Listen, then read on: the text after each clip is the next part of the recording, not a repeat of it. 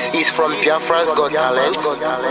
We are letting Biafrans know the reason why we should remember those who gave their lives for us, those who died that we may live. You died to end my suffering. You died fighting for my freedom. Your blood is the seed of redemption. You are my inspiration. The deed no wrong with them, military shots at them. 67 to 70, we remember them. 2016, 38 May, memories still live in our mind till today. Wonder why they refuse to publicize the genocide. The world media turn blind eyes to our plight. It's time to arise, land of the rising sun. Let's rise one more time, let's rise. Yo, we will never forget our fallen heroes. Those who gave their life for us. Onitsha massacre, Ipob massacre, Aba massacre. We remember you. Alright. Tell them I got that day. Remember when me tell you say I got that day. Yeah, I remember that one that called myself Bruce Mero. But the way you put like a papa nuku. But them way boniro. Me tell you what I look pandi, what pandi samiro. Me tell you what I day. For me the plan and the rest of man I tell you what I am. Me never give up. Me tell them say what I want to promise you something today. We must fight together, no retreat and no surrender. We must hold them down till the end of time. The most important thing is that we will restore Biafra. May your soul rest in peace. I look up to the sky with tears in my eyes. For other Biafrans and for freedom had to die. We will never forget you as the days go by. You are always in my heart, we'll never be apart. They fought for our freedom. They died for our freedom. They fought the Nigerian soldiers in the war front. Without food, without guns. For our freedom, for our life, for our own good, for our children. We love them, our heroes. We want them. My heart bleeds when I saw them slain. Where will I be now if not then? They will remain indelible in my heart. Forever, forever, forever, and ever, and ever, and ever. We serve in your plantation, and the way you paid us back with your bloody starvation. We play in our history that the death of my people is a mystery. No going back to get to a victory. I had a voice now call for vengeance. I never get bombed, I'ma blow like a vengeance. Yo, we will never forget our fallen heroes. Those who gave their life for us. Onitsha massacre, Ipob massacre, Aba massacre. We remember you. Alright. Where will I be now? If not you, you died at Mali.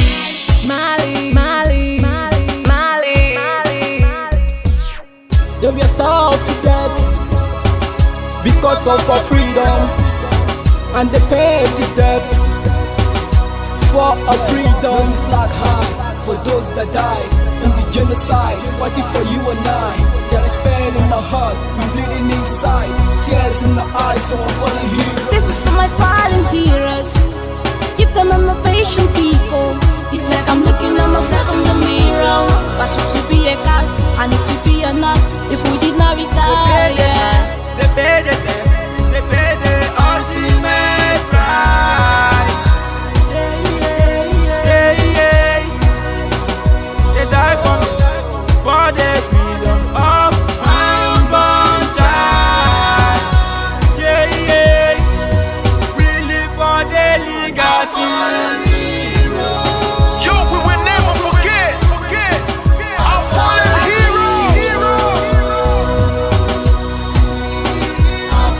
Onitsha massacre, Ipob massacre, Aba massacre. We remember you. Alright. Yo, we will never forget our fallen heroes.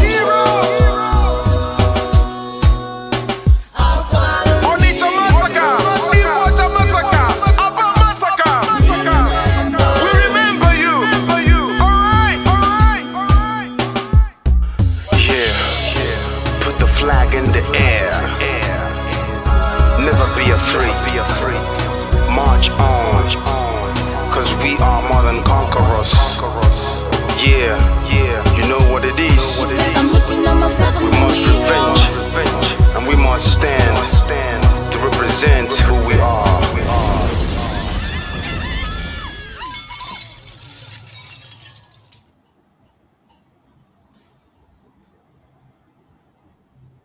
Fight on, brave boys, fight on, heroes of our fatherland. Pursue the enemy, harass him, destroy the invader. March on, brave boys, now that victory is in sight. March on and hasten the disintegration of the enemy already set in motion.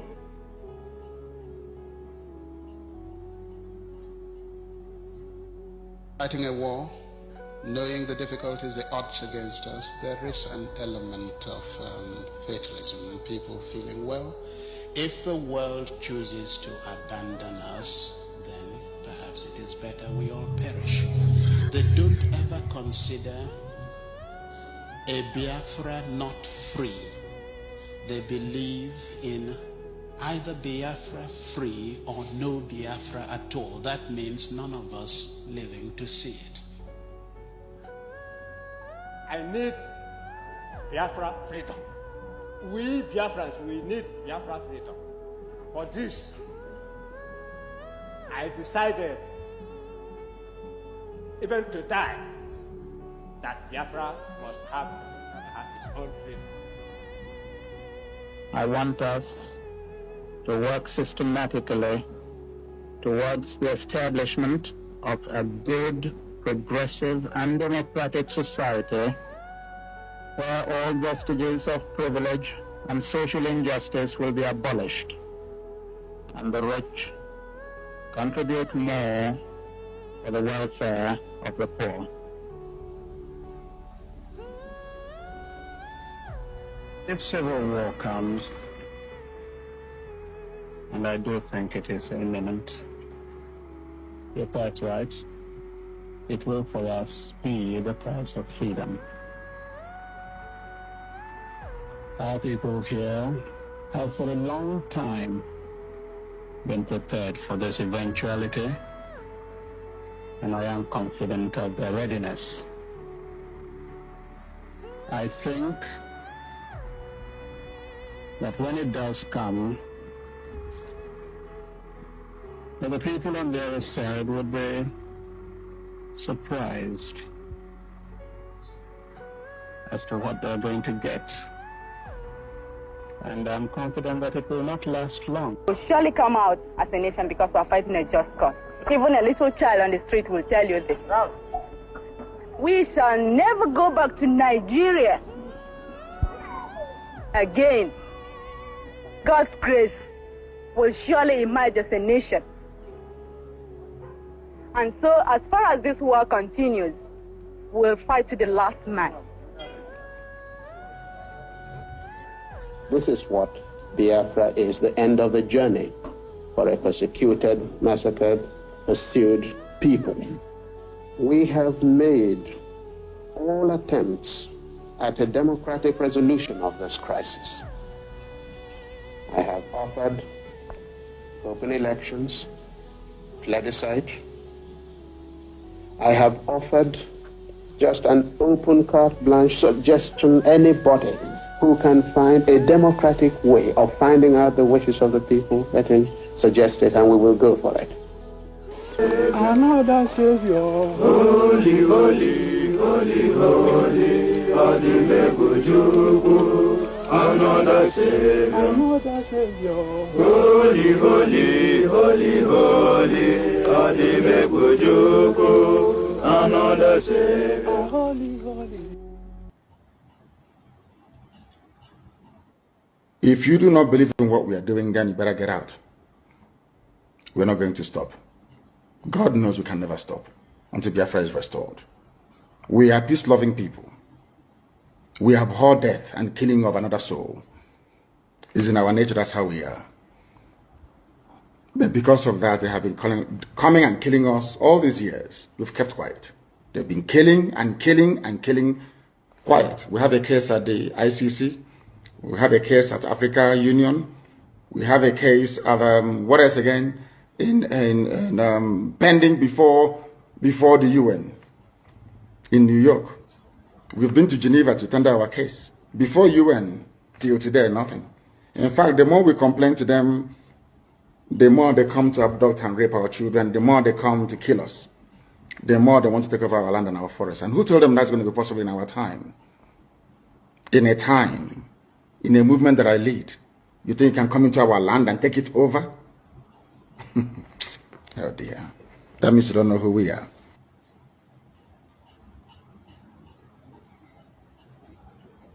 Welcome, welcome, welcome. Thank you for joining us once again this evening on our evening section of the program. I appreciate everyone that has connected, wherever you are connecting from. It is weekend, and I thank you for being part of this program.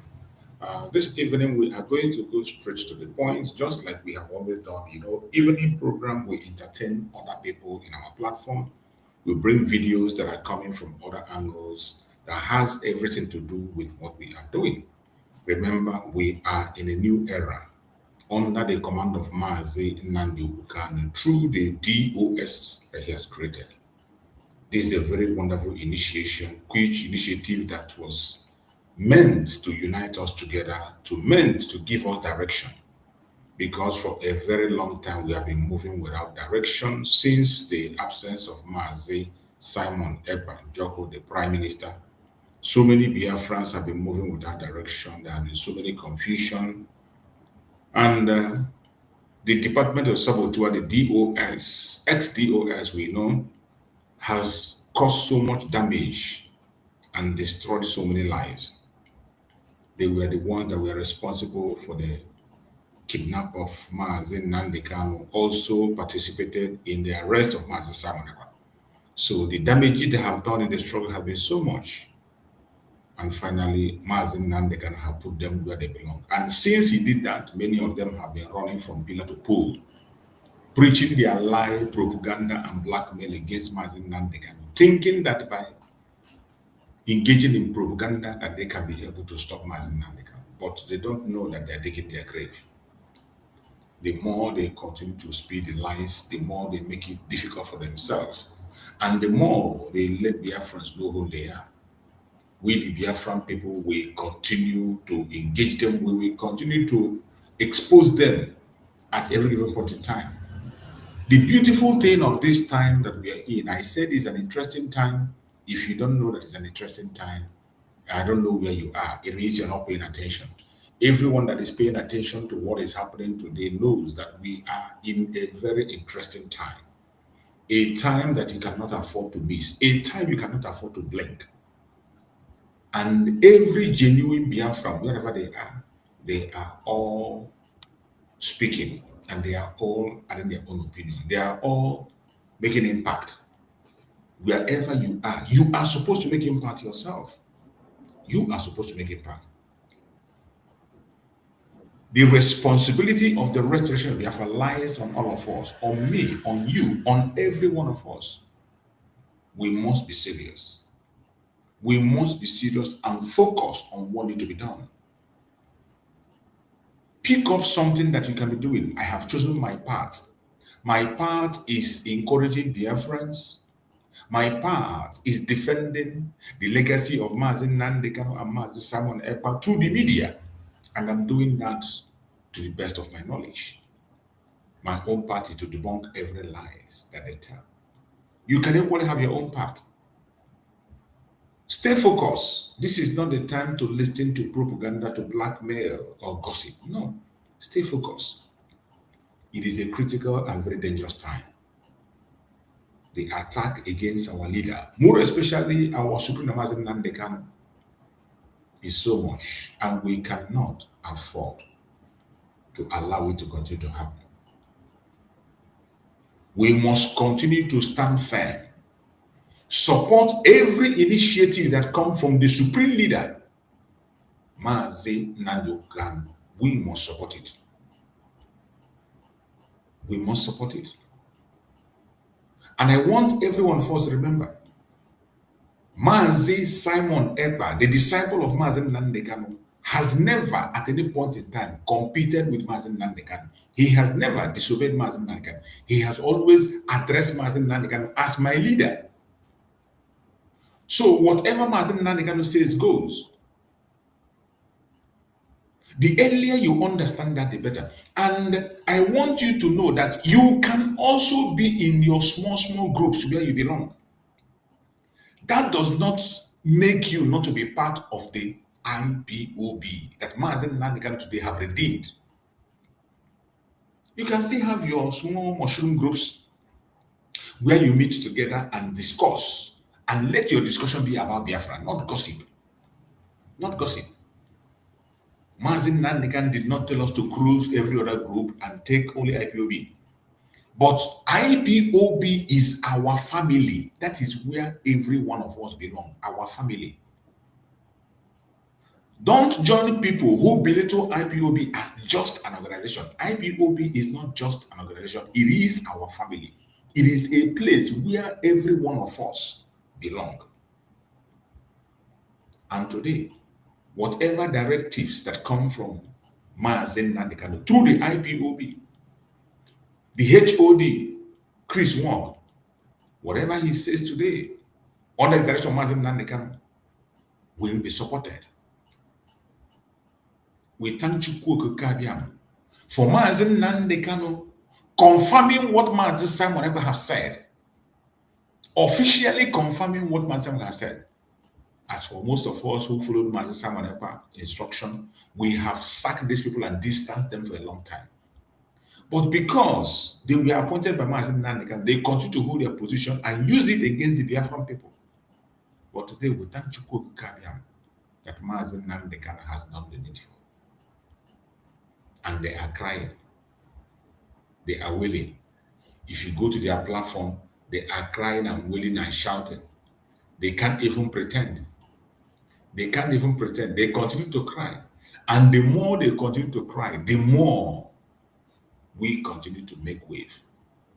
What they do today is to engage in propaganda, blackmail, lies against our supreme leader.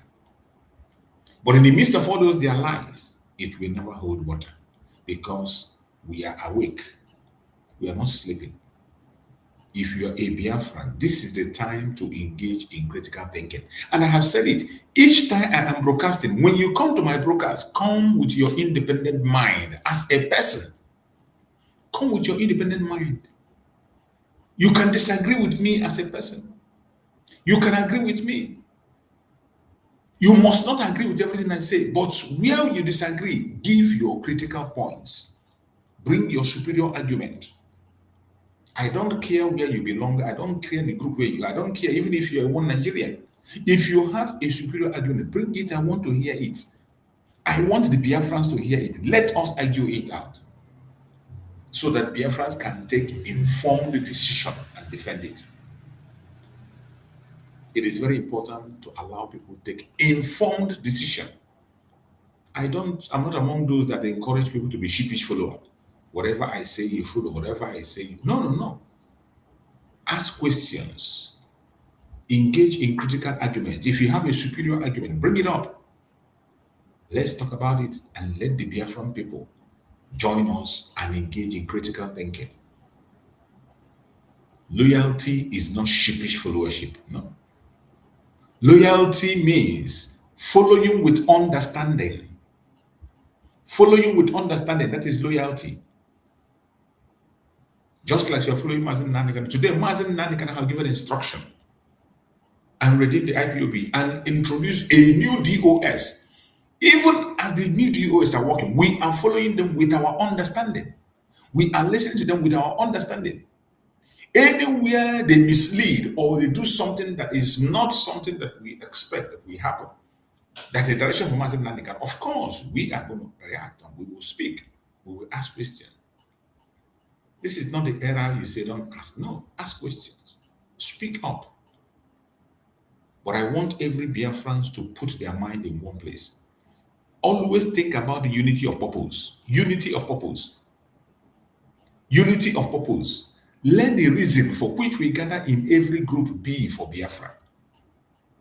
If you see your fellow Biafra as a threat, More especially, those of you that have seen the IPOB of today under Mazi Nnamdi as a threat. I don't know the kind of Biafra you're fighting for. You must prepare yourself for what is coming. A lot is going to happen in days to come. And we must pay attention. Our responsibility is to defend the image of our leaders and the image of the struggle under Mazi Nnamdi. We must defend our Supremacy Nnamdi at all costs. And we must defend our Prime Minister Mazi Samaneba at all costs. We must not allow the propaganda and the lies of the enemies to fly. That is why this evening, as always, we are going to start the program from the message from Mazi Nnamdi, explanation that Mazi Nnamdi made on how IPOB radio was formed or how he started the agitation. It is important that we go back to this history so that those who have not seen it or heard it will hear it, both Biafrans and non-Biafrans. So as we can be able to counter the lies and narrative that they're pushing everywhere on the media. It is important we go back to drawing board and bring up this information for Biafrans to look into it, see it. Non-Biafrans, everyone that cares to see what is happening. And I want us to listen to Mazi Nnamdi as we start from here.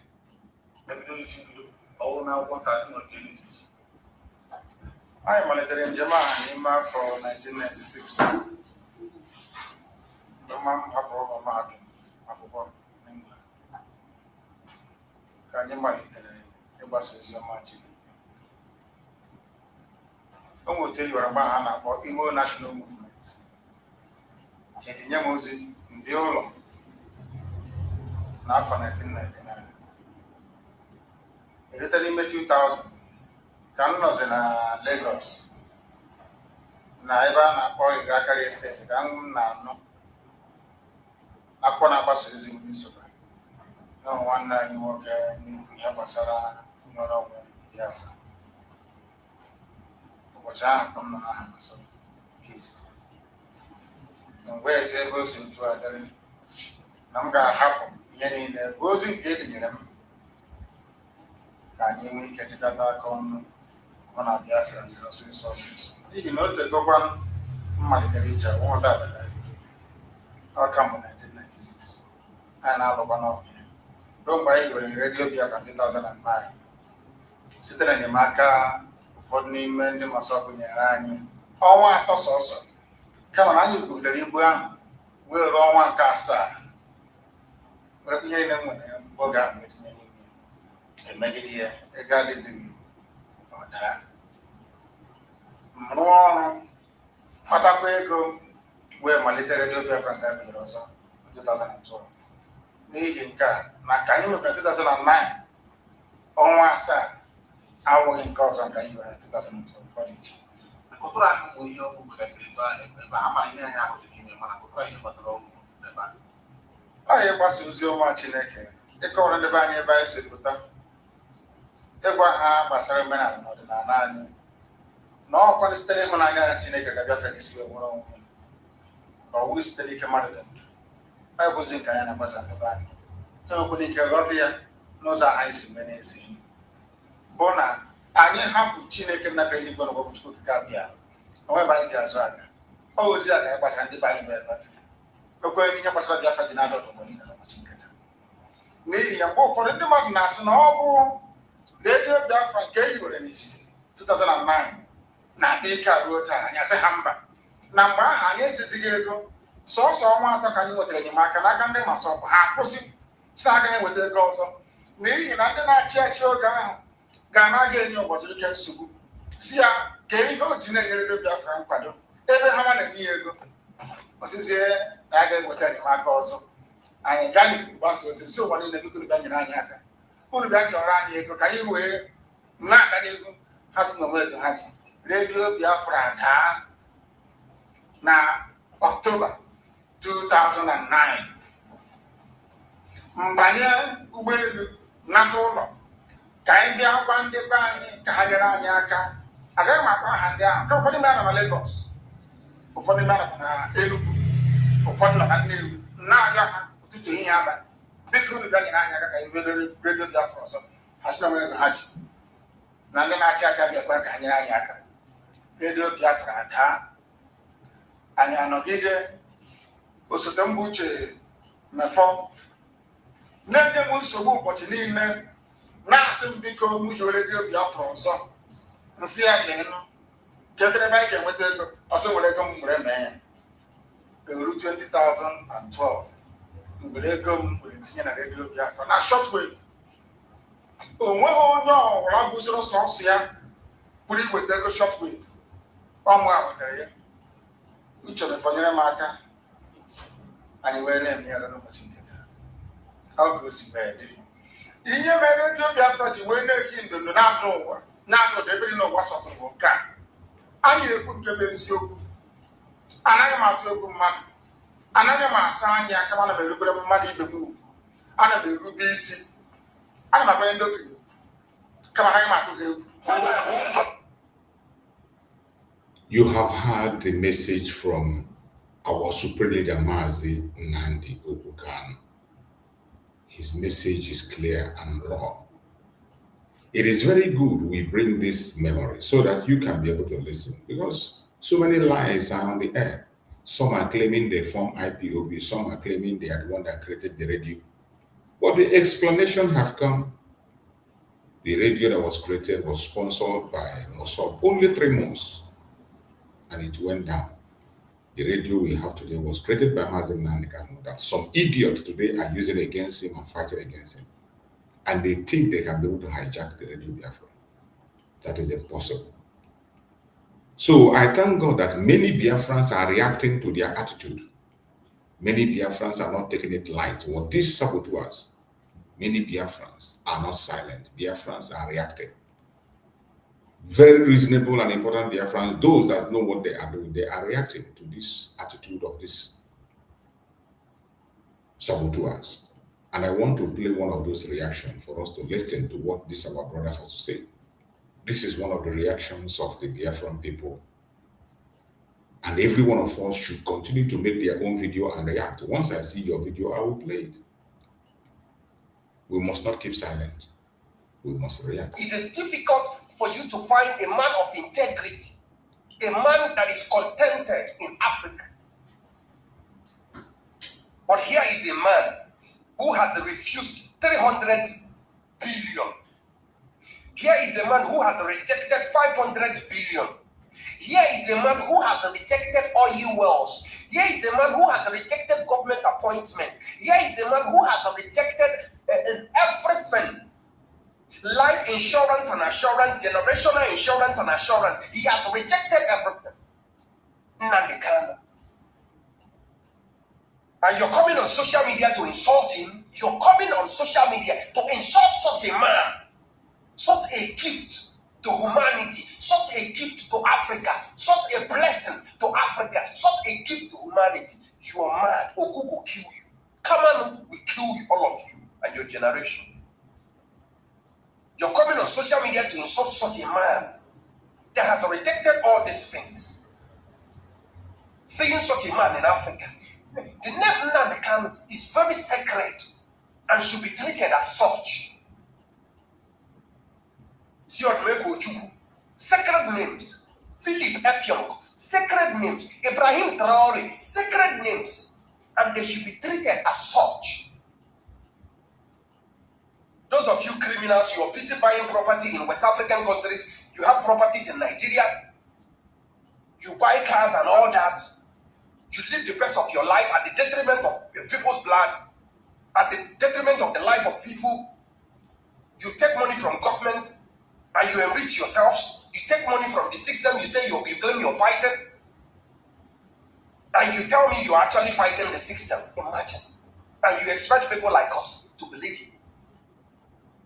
Some of you will come on air, you mention people's name, you call their village, everything that has to do with them, their pet name, their surname and all that. At the end of the day, by tomorrow, they are either found dead or found missing. And that was done by the state. The same state you say you're fighting. Are you actually fighting with the state or you're working with the state? Which one? You need to let us know. Because you just can't deceive people like us that you're actually fighting for the state. Meanwhile, you're actually reaping or gaining from the state. And you have the temerity to come on social media to insult Nnamdi Kanu, you are mad. You are mad. We don't send your papa. You are mad. You are very stupid. I'm telling you. Most of you will come, oh, I'm Igbo, I'm Ungu, I'm this, I'm proud, I'm bold, I'm this, I'm fearless. We don't send, you're not even a true blood. You are not. So let this be the last time I will warn you, because I don't want to take it personal. That's why I don't want to call anybody's name. Because the next time I will drag you, I'll call your names. Don't insult Nnamdi Kanu. Do whatever you want to do. Don't insult Nnamdi Kanu. Don't misunderstand me. I believe in competition. Okay? I believe in competition. You can have your institution, have your own organization, gather the people that believe in your ideology, and so fine, it's okay. Once people follow you, because Nnamdi Kanu, people have to follow him because of his life, his commitment, his integrity, his sincerity, his contentment, everything. His life was a mirror for people. That was why you find out that people followed him. You can also do the same. If the Igbos find you worthy, if the Biafrans find you worthy, the people find you worthy, they can follow you. But don't you ever come on social media and insult Nnamdi Kanu. Don't do that. Don't try it. Look at Ibrahim Traore. He was offered billions to build mosques in Burkina Faso. He said, no, we don't need mosques. We need schools. We need healthcare. We need companies. We need good life. We need houses for our citizens. We need electricity. We need the good things they enjoy over there. That is what we need. He understood that that money is a trap. He understood that with that money he will be controlled. He understood that with that money he will be enslaved. He placed his people first. He placed Africa first. He placed Burkina Faso first. Those are the people we reverence. Those are the people we love. Those are the people we want. Nnamdi Kanu commands my respect. He commands my humility. He has earned my respect. Because he has proven himself worthy. He's a man of integrity and sincerity. He has proven himself. You don't come on social media to insult. You don't. Let this be the first and last time, because the next time I'll take it personal. I'll drag you. I'll call you out. All you criminals, I will call you out. Building story buildings, buying properties and all that, I'll call you out. Let this be the first and the last time. You don't have what it takes. Nnamdi Kanu, for the past 10 years, he has been on trial. Since his first arrest in October 14th, 2015, till date, he's been on trial. He has lost father, he has lost mother, he has lost relatives, he has lost friends, followers, and all that. He has lost everything. Yet he has refused to compromise. He has refused to give up. He has stood firm. And you come to insult such a man. This was a very wonderful, wonderful, wonderful speech. And I thank God that many Biafrans are taking up this challenge. Not only those of us who are in this agitation, even people who are not in the agitation, they are taking up the challenge. You that is watching out there, you have to take up the challenge also to speak up for Mazi Nnamdi Kanu. Today he's in detention. Mazi Nnamdi Kanu cannot speak for himself. He cannot defend himself. It is you and I that will defend him. The voice he has today is me, you. Look at this, our brother made a very sound case for Mazi Nnamdi Kanu. Mazi Nnamdi Kanu, that we all know, is a very genuine man. His integrity is from here to heaven. A man of integrity. What have they not given him? What have they not given Mazi Nnamdi Kanu? And he said, no, I don't need it. All I want is the freedom of my people. All I want is the freedom of my people. Is that the kind of a man that you will sit in a camera and insult? Mazi Nnamdi Kanu to us is a saint. Is an angel that you dare not touch. When you hear, touch not my anointed and do my prophet no harm, the only anointed and prophet we can see today is Mazi Nnamdi Kanu. And that is why we don't play with what he says. And the Zoological Republic are afraid of him. He is the only man in the East that Nigerian government is afraid of. No other person. No other person. The only man that the Caliphate is afraid of. The Nigerian government is afraid. The only man who they know commands authority in the entire Southeast. He has trashed all the accusation and lies against us. He was the one that defeated all the lies, all the accusation and false information against us. He was the one that put an end to it. And the only way you can appreciate him is to attack him. Sorry. You should be ashamed of yourself. So now, we appreciate this, our brother, and we expect other people to make their video of support of Mazi Nnamdi Kanu. Anywhere you are, you are watching me, join and make your own video in support of the Supreme Leader, Mazi Nnamdi Kanu. Do your own. Make your video in support also of our Prime Minister, Mazi Simon Ekpa. You can't take him away from the picture. And you cannot support Mazi Nnamdi Kanu effectively. You can't defend Mazi Nnamdi Kanu effectively without defending Mazi Simon Ekpa. You cannot. You are only creating a problem. That is why those of us that stood 100% with Mazi Simon Ekpa today, it is easy for us to defend Mazi Nnamdi Kanu. Everything we said is what is playing out today. Take up your own challenge and do what you have to do. Let us listen to this other video and hear the message that this brother also have about the propaganda of the Janjaweed and all the lies they are peddling. Everybody, whether in the coastal region or in the mainland, we have a duty and we must go. The Igbos are responsible for the killing of Sardauna. The Igbos are the ones who killed the power of Balewa. The question is, who killed Abiola? Very good. So this is currently what is moving or trending in the social media, especially in northern part of Nigeria. And what is bringing all these controversies, it is because of the movement of Obi and Congress. So people are doing everything possible to make sure they stop this OK movement, especially in northern Nigeria. So, but one thing that really amazes me, it is the younger generation in the northern part of Nigeria that are beginning to ask Nigeria uncomfortable question. Very good. Who is responsible for killing of Abiola and Kudirat Abiola? These people died under the regime of Ibrahim Badamasi Babangida. Yes. If Babangida was responsible for the killing of Abiola, does it mean Babangida represents the whole North?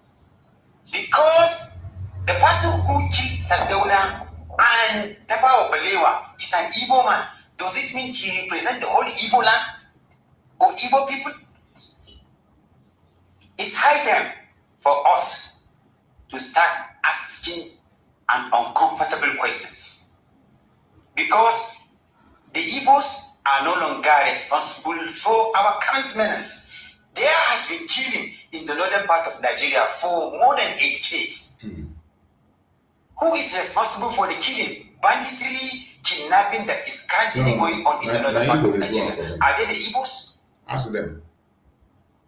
Please, Nigerians, it's high time for us to begin to wise up. They will not. Because I messed up. In fact, I'm an origin of Borno State. I am Bura by tribe from our local government. So if I happen to mess up, does it mean I represent the whole Bura land? Or the whole northern part of Nigeria? No!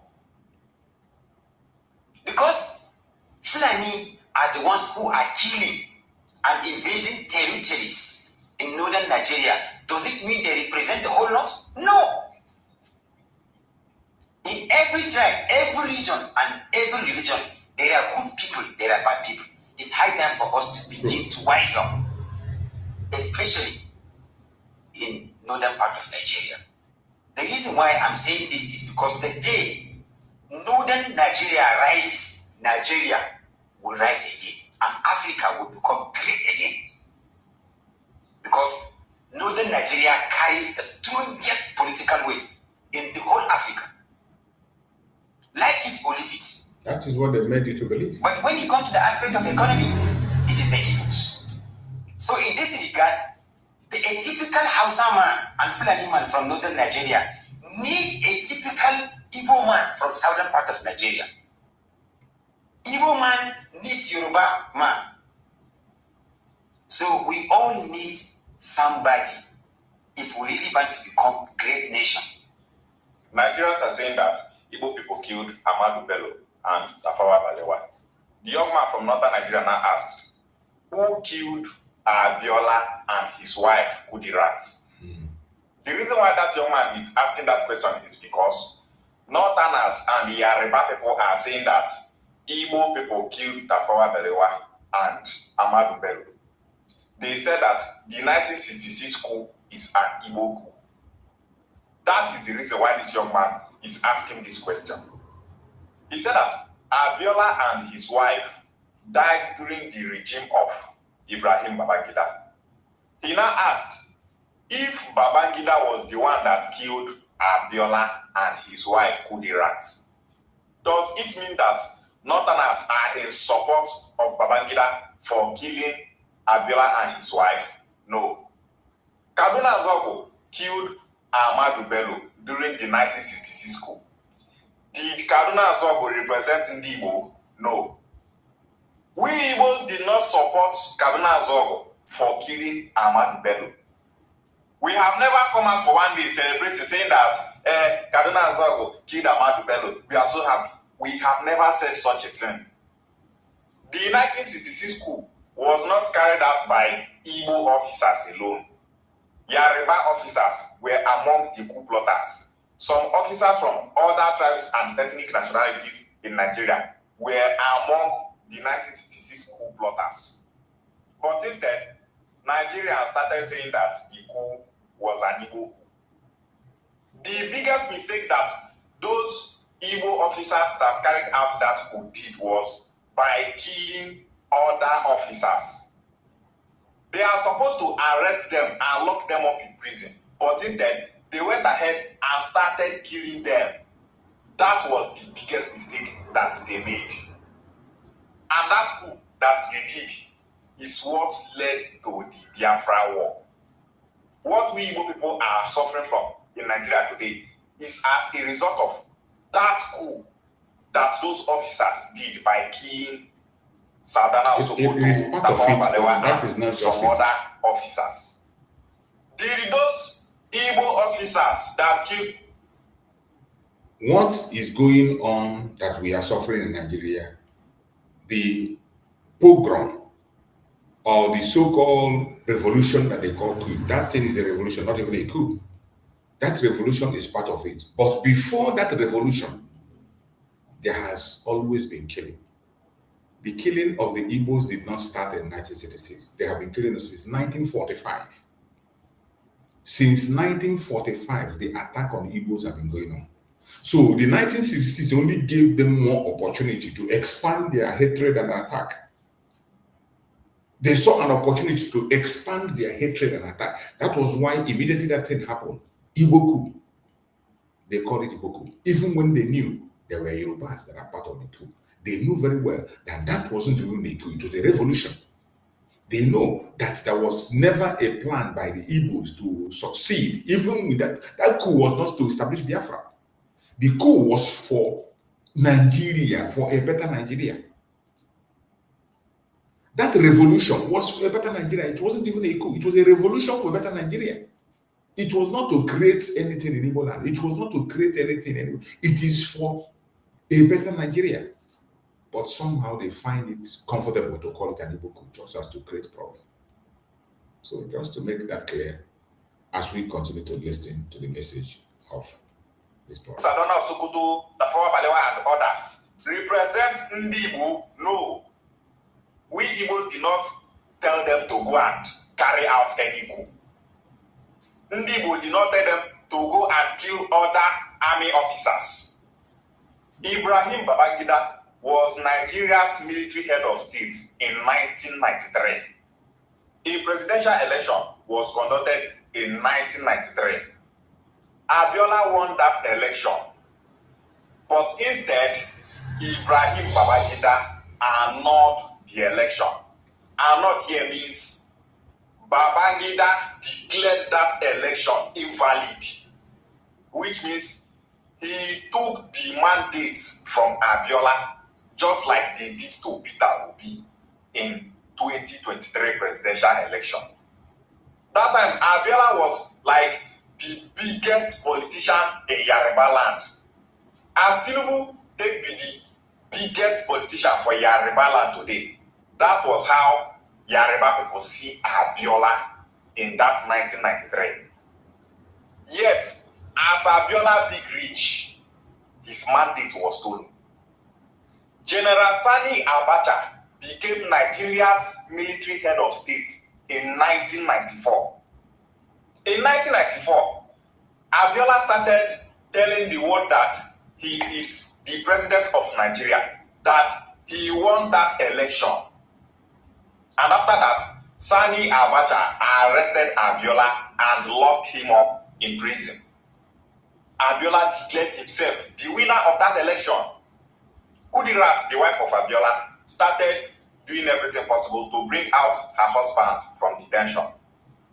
Sergeant Rogers received an order from Major Hamza Al-Mustafa to assassinate Kudirat Abiola. Sergeant Rogers carried out that order, and Kudirat Abiola was ambushed in her car. She was killed with a machine gun. Hamza Al-Mustafa is the chief security officer of Sani Abacha. And that is to say that Kudirat Abiola was killed by Northerners. Sergeant Rogers is a Northerner. Hamza Al-Mustafa is a Northerner.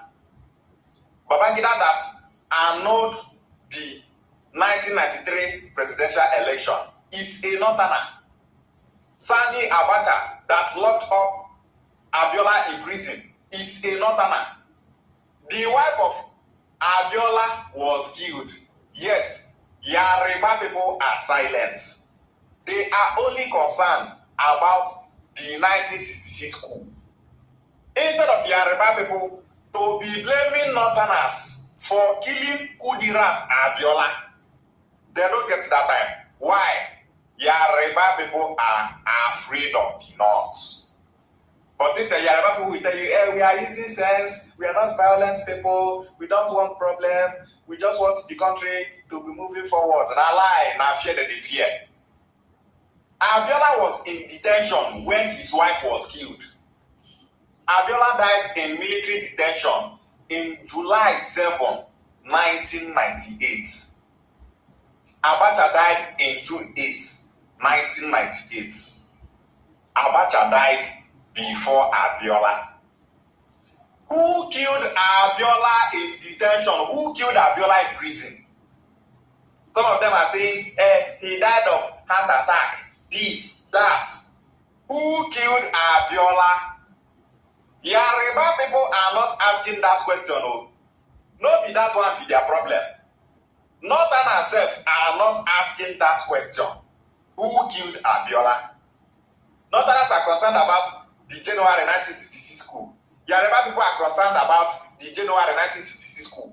None of them is talking about who killed Abiola. You people took his mandate from him. You people kept him in detention. He died in detention. Una just wicked the man till he died. Who killed Abiola in prison? Who killed Abiola? Yoruba people are not asking this question. Their problem is Igbo. That is what this Northerner is telling us here. He is saying that Nigerians are concerned about the 1966 coup. Why are they not talking about the death of Abiola and his wife? Who killed Abiola and his wife? Because Northerners and Yoruba people are not asking this question about who killed Abiola and his wife. This shows that the unity between Northern Nigeria and the Yoruba people is the hate that the both of them have for Igbo. So many other tribes and ethnic nationalities in Nigeria, all they know is 1966 coup. Igbo people want to take over Nigeria. Igbo people are killing other army officers. None of them is asking this question: who killed Abiola and his wife? They are all afraid of Northern Nigeria. They don't want to drag Northern Nigeria. They don't want to blame Northern Nigeria. They only have strength for Ndibo. Because you can drag Ndibo, nothing will happen. You can insult Ndibo, nothing will happen. Major Hamza Al-Mustafa that gave the order for Kudirat, the wife of Abiola, to be killed, is Hausa from Yobe State. Sergeant Rogers is not Hausa, he is not Fulani, but he is from Borno State. Sani Abacha is a Kanuri man from Borno State. Ibrahim Babangida is a Hausa man from Kanu State. Ibrahim Babangida have always maintained that he is of Hausa origin. All these people that maltreated Abiola and his wife and even killed him are all Northerners. None of them is Igbo. The reason why Yoruba people are not talking about the death of Abiola and his wife is because Babangida that took the mandate from Abiola is not an Igbo man. Sani Abacha that locked up Abiola in prison is not an Igbo man. Al-Mustafa that gave the order for Kudirat Abiola to be killed is not an Igbo man. Sergeant Rogers that killed Kudirat Abiola is not an Igbo man. That is the reason why Yoruba people are quiet. If you say one of these people are Igbo people, or three of those people are Igbo people, or two of those people are Igbo people, Yoruba people will not say Igbo people killed Abiola so that they will rule over southwestern Nigeria. Yes. Igbo people want to take the whole land in the southwest. That was why they killed their son Abiola. Igbo people wanted to take over Nigeria in 1966 during that coup. Now they killed our brother Abiola to take over Yoruba land. They drag away therefore they drag Ndibo be Yoruba people for past waiting we Igbos they experience today from Yoruba people. Yes, so that young man said that Igbo people are not responsible for the killings in northern Nigeria. He said that the problem that all Nigerians are facing today are caused by Fulani people. That Fulani people are the ones going all over the country and killing people. Instead, Nigerians are still blaming Ndibo. In northern Nigeria today, in all northern states, Fulani people are the ones killing people. So many communities in northern Nigeria have been deserted. So many Nigerians are now refugees in other countries bordering Nigeria. Which people chase them away from their community is Fulani terrorists. Are those terrorists Igbo people? No. Yet, you will see some Nigerians still blaming Ndibo. Fulani people are slaughtering Yoruba people in the southwest. Yet, Yoruba people are not dragging Fulani people. Their problem is Ndibo. All over the country called Nigeria, Igbo is the problem of Nigerians and not Fulani people that are killing them. yes, so The young man said that if northern Nigeria stands up and say enough is enough, that Nigeria will be a great country. Northern Nigeria cannot stand up as far as Fulani people are still ruling them. Fulani people are the ones controlling northern Nigeria. If Hausa people and other tribes in northern Nigeria stand up, if they unite and say enough is enough for Fulani people, Nigeria will be a great country. Igbo people are always ready to see Nigeria work, but because of the hate that Igbo are facing in this country called Nigeria, because of the marginalization, because of the insult, that is the reason why Igbo are agitating for Biafra to leave this country called Nigeria. He said that Northerners need Igbo. He said that Igbo need Yoruba people. We Igbos, we don't need Yoruba people. at all.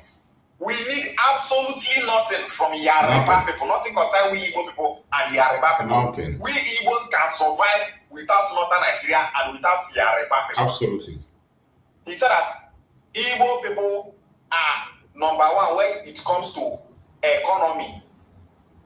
To push economy forward, Igbo people are number one. Nobody can drag that position within Igbo for Nigeria. The biggest importers in Nigeria are Igbo people. We don't need Yoruba people for anything. Those people, they're not good. If we talk another, they say, you are preaching tribalism. You are a tribal bigot. People where say during the 1966 school, Yoruba people carry them for head. They propagate them. Igbo people are killing other officers. They want to take over the country. Now, Northern has killed Abiola and his wife. Yet, Yoruba people not talk anything about them. And you want to make a tell Nnamdi, we say, we're going to partner with Yoruba people. We need Yoruba people. We don't need Yoruba people. Those people not good. Eho Abiola, number one for Yoruba land, was killed.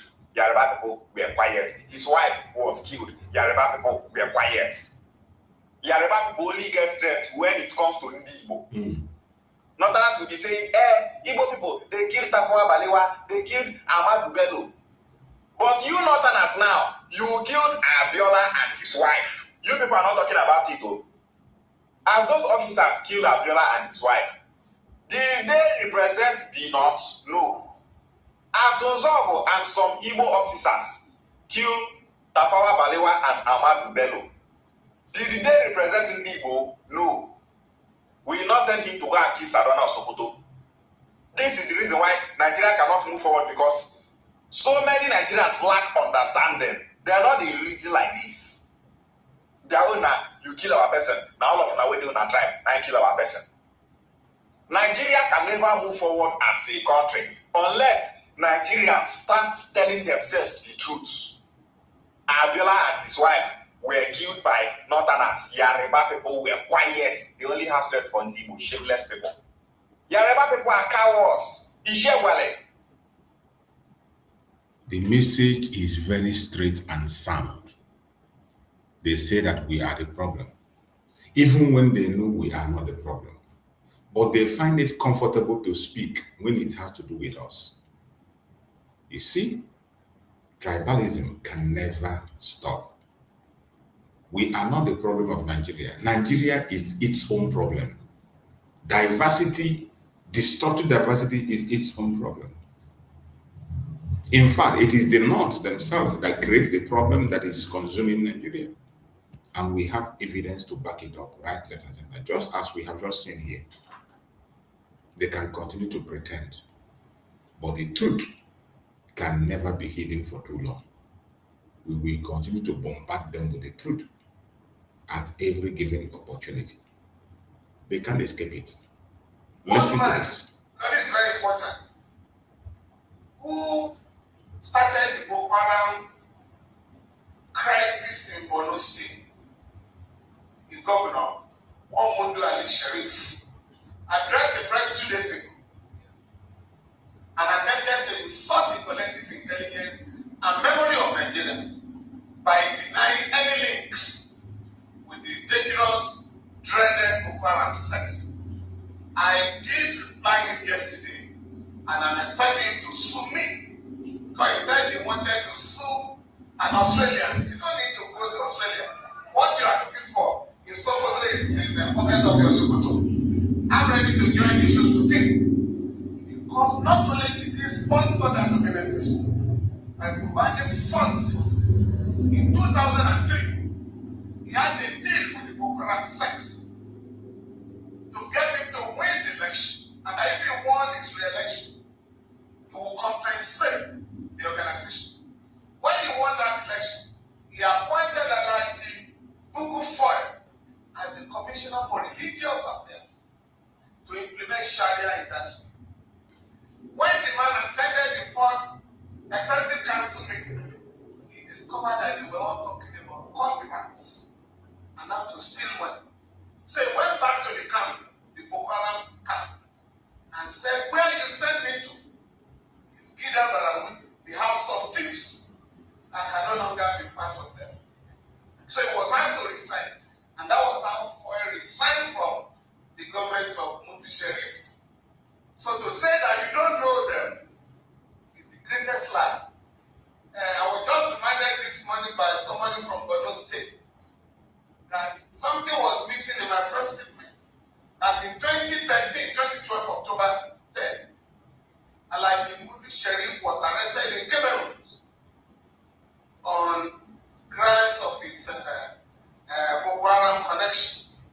But the government have pleaded with the Cameroonian authorities to release him because he's a big man there. He cannot be arrested. So when you are looking for the sponsors of Boko Haram, I think we now know where they are. You can see the problem of Nigeria is Nigeria, not the Igbos. We are the innocent builders of Nigeria, and we are the ones that are trying to make things work. But from every indication, from every fact obtainable from right, left, and center, you can see that Nigeria is its own enemy. The only people who have been trying to fight so hard to make a sense out of the zoological republic is the Biafran people.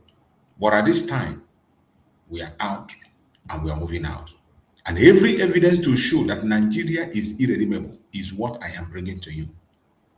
The calamity that is going to fall upon Nigeria is irredeemable. It is fallen on them already. And there is nothing anybody can do. Let's go back to Africa, where Christians are literally being killed and no one says a thing. Alex Barbier is a U.S. humanitarian who has spent a lot of time covering the murder of Christians in Nigeria, in Africa. They are being slaughtered by the thousands, largely by Muslims. Alex, good to have you back. Take us through what's really happening to Christians in Nigeria right now. I'll tell you factually, every 2.5 days in Plateau State, Nigeria, Christians are being targeted. Just over the past 2.5 to 3 months, there's been over roughly 50 attacks. Hundreds have been killed just in one singular state. Just recently, a few days ago, over 20 Christians were killed in one attack.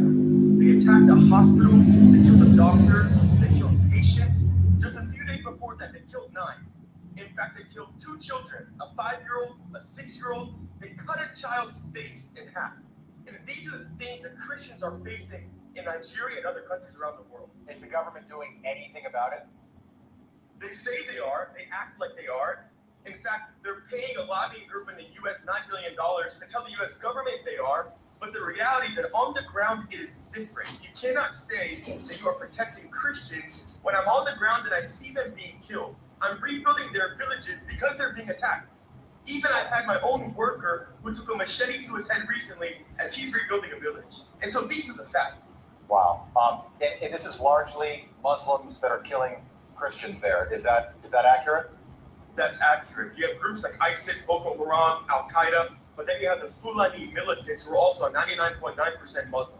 Okay. And then is it true that in Nigeria, Arab Muslims are also enslaving Black African Christians? You know, historically, Islam have been the people who have primarily enslaved Africans. They talk about the transatlantic slave. They act like white people are the ones who've enslaved the most people and they hate Black people. But the reality is Muslims enslaved more people than the whites did. And that's a fact. And so you have this still happening across Northern Africa and in the DRC. Yeah. To be clear, Black people enslaving other Black people. President Trump, he hit terrorists that were killing Christians in Nigeria on Christmas Day. The New York Times said this, quote, thousands of people are killed every year in Nigeria in battles over land and kidnappings and as a result of violence or terrorism. Among those killed are both Christians and Muslims. Do you buy that assessment? So there's a dynamic that we have to understand very clearly. Across the middle belt of Nigeria, Christians are being targeted. In states like Plateau, Kaduna, Taraba, Benue, Muslims are not being killed. Fulani are not being killed. In the Northeast, in the Northwest, where you have groups like ISIS and Boko Haram, they do kill both because they do not subscribe to their ideology, and it's primarily Fulani who are doing the killing. But that means that in the center of the country, you have Christians that are only being targeted. They're not killing Muslims. Yeah. And so everywhere across Nigeria, Christians are being targeted. There are pockets of regions where Muslims are also falling victim. Thousands and thousands. We don't have numbers because nobody keeps track of the Christians being killed. Some estimates up to 100,000. Alex Barbier, we appreciate you being here. Stay safe. Keep doing the work that you're doing. Thank you. That is it. Information we continue to have. As they hide down, we could ensure. And I thank you, Mother, today. It is no longer something that can be hidden. The whole world is speaking about it. International community is speaking about it. And everybody is contributing and making impact to tell the world what is going on. Nigeria is doomed. It is not enough to make all this complaint and all what done. Disintegrate Nigeria for peace to reign. Disintegrate Nigeria. Let those who want to be in a caliphate and practice Sharia be there. And let those who want the secular system be in the secular system. Why is it so difficult for people to understand? Why is it so difficult for people to understand that you cannot force people against their will to be where they don't want to be? And that is the situation in Nigeria. Nigeria, from every indication, is a failed state. And when we say it, it is not out of hate. We have every evidence to back up everything we say. That is why we go to conventional media and bring you informations from the conventional media. Let it not be we are on the social media talking. We bring you information that are coming from the conventional media so that you can understand Why better. do you think the Southeastern youths are so reluctant on joining the army? The reasons are very obvious. Which are? You call them IPOB and terrorists, and you have killed them in numbers. Who killed them? The Nigerian military. Killed South yes, in numbers? Yeah, they are in the Southeast as an army of occupation. Yes. And every youth they see inside that side. In the South? Yes. Are the governors aware of this? Of course, they are aware. They are part of the business. Especially that they are part of it. Especially that of Imo State. They are part of it. In the local government of you describe them well. Army of occupation. Young man there. They have all run away or they were killed. So when you have been doing all this type of underhand killing, why do you think they used to be very happy to join the army? Join army indeed. That you are going to finish them. What you could not do with this, all this, what that insecurity. Now want to finish them with the village. But barrister, there is a belief, or some quarters will say that the reason why there is so much military presence in the South is because of the insecurities happening there by the government. Nonsense. It was deliberately created. You know, when you want to hang a dog... Is insecurity more in the Southeast than in the North? You said insecurity in the Southeast was deliberately created. Yes. By whom? At least we are by the government. And they are telling us what the agreement they had with the federal government. Mm-hmm. So what did Asari say? He said he has a contract to be given. Contracted. He even mentioned the area where they are operating and all that. That his boss are the one. It was non-government.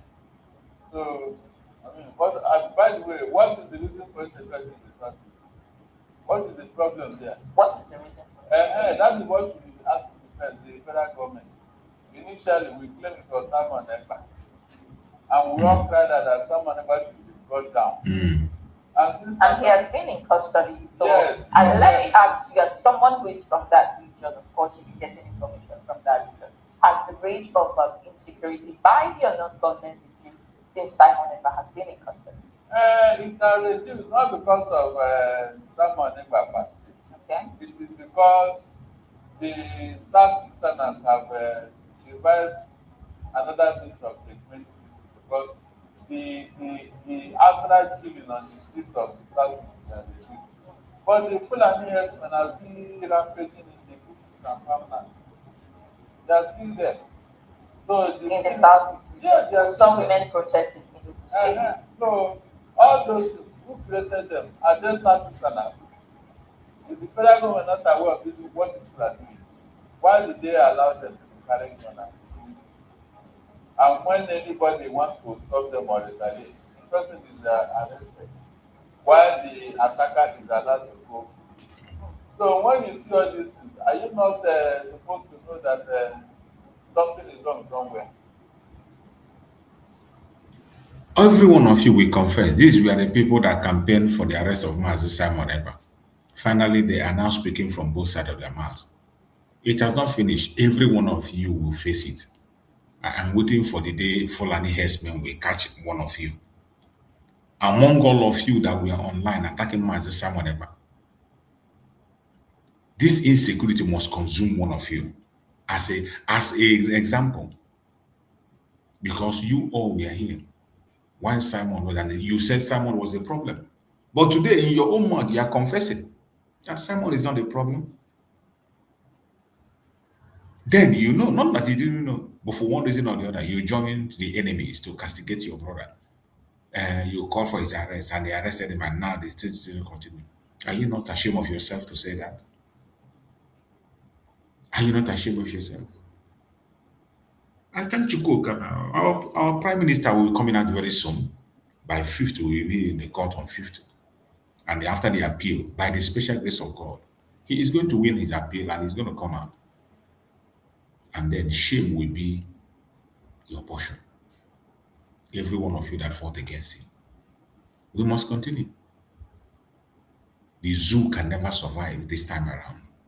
The zoo has ended, and there is nothing anybody can do about it. You can continue to pretend. You can continue to do your gerrymandering. Concerns that have come up in Nigeria recently. Fine. When I saw the message released by the presidency calling for an investigation into the Adeyemi saga, I laughed. That's Nigeria for you. That's the greatest joke of the century. Mm-hmm. Nothing would be here will come out of that investigation. Of course, nothing. It's just another way to deceive and distract Nigeria. As always.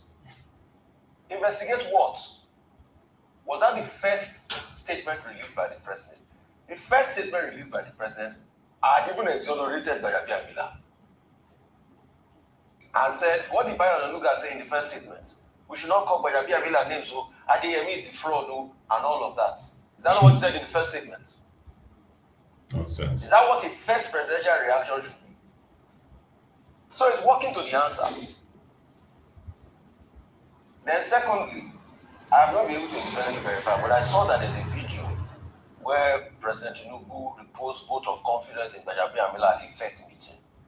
I've not been able to independently verify that video. I saw a video making the rounds. Then, after all of this, after people started to talk about it, you now say they should give an ICPC investigation. An ICPC investigation into what? Where the presidency have already sided with people in the case. I mean, we all saw the presidency's message. We know the presidency's body language about this matter. So you think, in your own estimation, that ICPC will do an investigation that will bring people that matter, that are close to government, down, to make the government look bad? Are we deceiving ourselves? It's not in the same country that plane landed on highway. Mm-hmm. Till today, Nothing. I've not seen those in the plane. They have not even been able to see the You see, the people that get prosecuted like El-Rufai is when they don't align politically again. As long as you align politically, nothing will happen to you. Your sins are forgiven in this country. When you know in this country, Ayo, when we kept on talking about Madam Sadia, when she was sharing palliative through hand for people, and we're saying that there's corruption. Did anything happen to her when President Buhari was in power? Now that President, nobody has said Biafra as guilty. By the way, someone just sent a message that that video is an old video. Okay, it's an old video. Okay, so that's why I say I can't independently verify. Good. So thank you for correcting me there. So when Madam Biafra, when Madam Sadia was sharing money, didn't we talk about it in this country? Didn't we talk about it? It is after now that President Buhari is no longer in power that EFCC is putting her face everywhere. Nobody is saying Biafra is guilty. What we are saying is once names are mentioned, like our guest, what's his name, Dr. Fali said, everybody that were mentioned, one way or the other, should be made to face the investigation panel. That's what we are saying. Nobody is saying anybody is guilty. But once the presidency had written a statement to exonerate people, and a week after, or 2 weeks after, a week after, 2 weeks after, they are not saying you want to investigate after you have written an initial statement to exonerate people. And you say we should trust the investigation. I mean, what do you people think we are in this country? We don't even know what's going on. We are fools at big. We must be very big fools.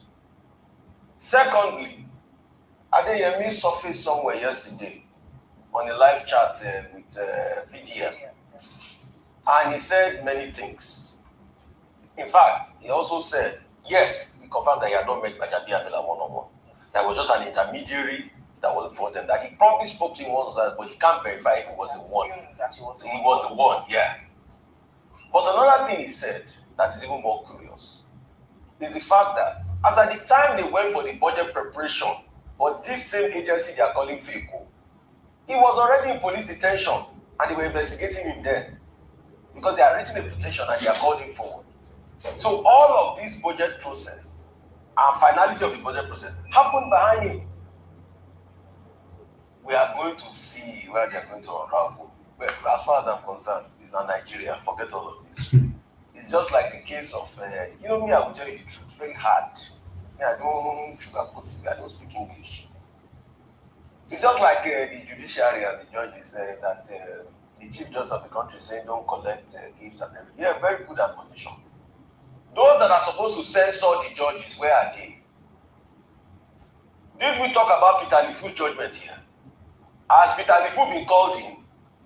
So you see, as long as you as long as you are in good books with people that want you in this country, you are good. Once you are not in the good books, once you are not in the good books, that's when you'll be dragged all around. And institutions will now act at you and be backing out, facing you front and back and all of that. So that's the way the country is designed, except we want to deceive ourselves this morning. So she can give admonition all she wants. It's not going to stop them. That's just it, because there are forces, centripetal and centrifugal forces, and all sorts of forces that commandeer the affairs of things in this country. And that's it, pure and simple. That's the hard truth people don't want to hear. All right, well. You see, every time in their media, they confirm what we have been saying. The same thing we say over and over again is what they confirm. They continue to confirm what we have said in the past. And it is interesting, because when we say it, people think we are making things up. He has just confirmed with his own man that Nigeria is irredeemable. Every one of us, you must prepare to walk out. And those who are attacking Mazi and Nnamdi, this message is still for you. I want to repeat this message. For those that are attacking Mazi and Nnamdi, this message is loaded. It is for you. It is for you. Just maybe you will learn your lessons. It is difficult for you to find a man of integrity, a man that is contented in Africa. But here is a man who has refused 300 billion. Here is a man who has rejected 500 billion. Here is a man who has rejected oil wells. Here is a man who has rejected government appointments. Here is a man who has rejected everything. Life insurance and assurance, generational insurance and assurance. He has rejected everything. Nnamdi Kanu. And you're coming on social media to insult him. You're coming on social media to insult such a man. Such a gift to humanity. Such a gift to Africa. Such a blessing to Africa. Such a gift to humanity. You are mad. Okuku will kill you. Kanu will kill you, all of you and your generation. Tell them.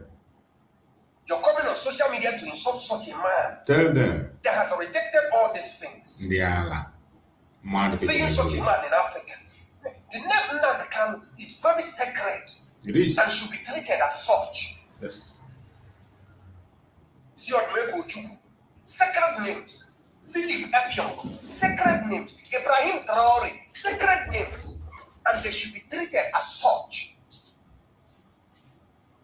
Those of you criminals, you are busy buying property in West African countries. You have properties in Nigeria. You buy cars and all that.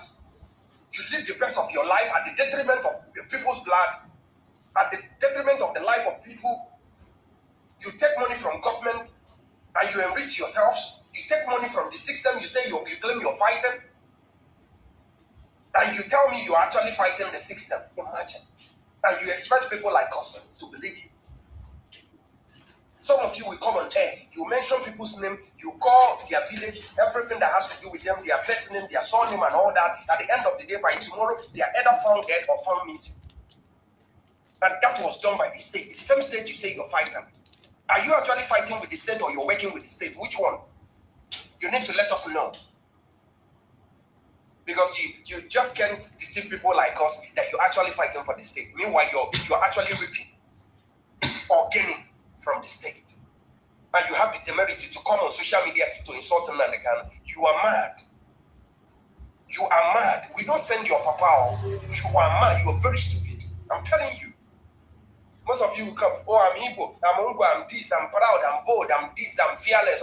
We don't send you. You're not even a true blood. You are not. So let this be the last time I will warn you, because I don't want to take it personal. That's why I don't want to call anybody's name. Because the next time I will drag you, I'll call your names. Don't insult Nnamdi Kanu. Do whatever you want to do. Don't insult Nnamdi Kanu. Don't misunderstand me. I believe in competition. Okay? I believe in competition. You can have your institution, have your own organization, gather the people that believe in your ideology, and so fine, it's okay.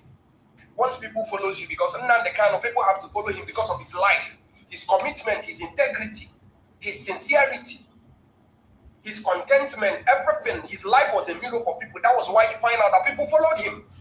You can also do the same. If the Igbos find you worthy, if the Biafrans find you worthy, if the people find you worthy, they can follow you. But don't you ever come on social media and insult Nnamdi Kanu. Don't do that. Don't try it. Look at Ibrahim Traore. He was offered billions to build mosques in Burkina Faso. He said, no, we don't need mosques. We need schools. We need healthcare. We need companies.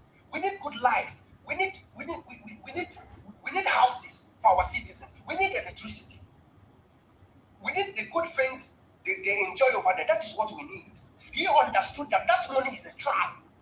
He understood that with that money he will be controlled. He understood that with that money he will be enslaved. He placed his people first. He placed Africa first. He placed Burkina Faso first. Those are the people we reverence. Those are the people we love. Those are the people we want. Nnamdi Kanu commands my respect. He commands my humility. He has earned my respect. Because he has proven himself worthy. He's a man of integrity and sincerity. He has proven himself. You don't come on social media to insult. You don't. Let this be the first and last time, because the next time I will take it personal. I'll drag you in. I'll call you out. All you criminals, I will call you out. Building story buildings, buying properties and all that, I'll call you out. Let this be the first and the last time. You don't have what it takes. Nnamdi Kanu, for the past 10 years, he has been on trial. Since his first arrest in October 14th, 2015, to date, he's been on trial. He has lost father, he has lost mother, he has lost relatives, he has lost friends, followers, and all that. He has lost everything. Yet he has refused to compromise. He has refused to give up. He has stood firm. And you come to insult such a man. Very sound message, and I believe they got the message. That is why I repeated it. It is important for them to get the message. Those idiots who are attacking Mazi Nnamdi Kanu, and they think we will allow them, we will face them head on. And we will continue to bring their shame to the public. This bunch of idiots will continue to face their disgrace. Let us go again to their media and see the informations they have in their media. You know, in our evening program, we use their media to expose their own foolishness and idiocy.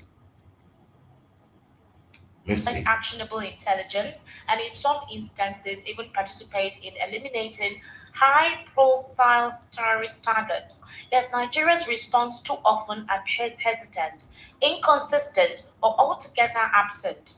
The latest example is the June 22 designation by the United States of 3 individuals and 6 entities accused of facilitating the finances of the Islamic State across Europe, the Middle East, and West Africa.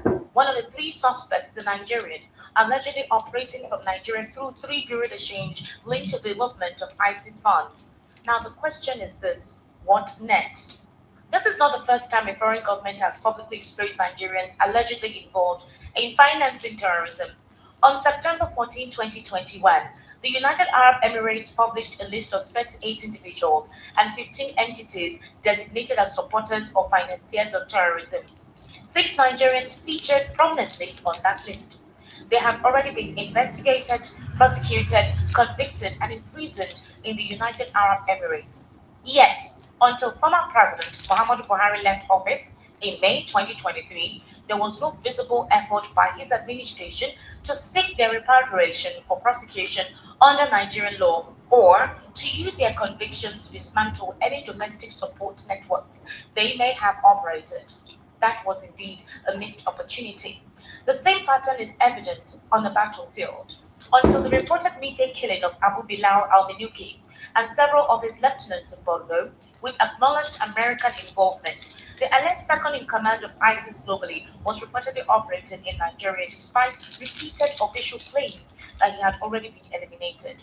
Last Christmas, American forces struck 2 ISIS camps in Sokoto, yet the Nigerian authorities failed to build on that intervention. Instead of receding, terrorism has spread.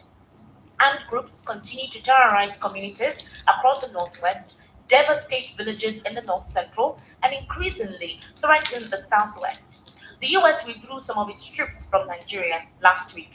More than 40 school children and their teachers abducted in Oyo State are still in captivity since May 15, more than a month now, a reminder that insecurity is no longer confined to the traditional theaters of insurgency.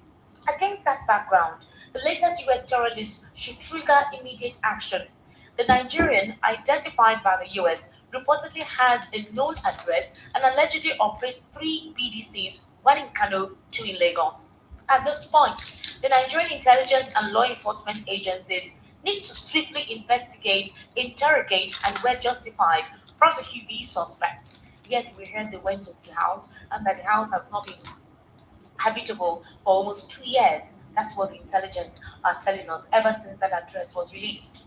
Terrorism survives because it is financed. Yes, persons are actually financing terrorism in Nigeria. It's a huge business. In fact, most politicians are involved in this.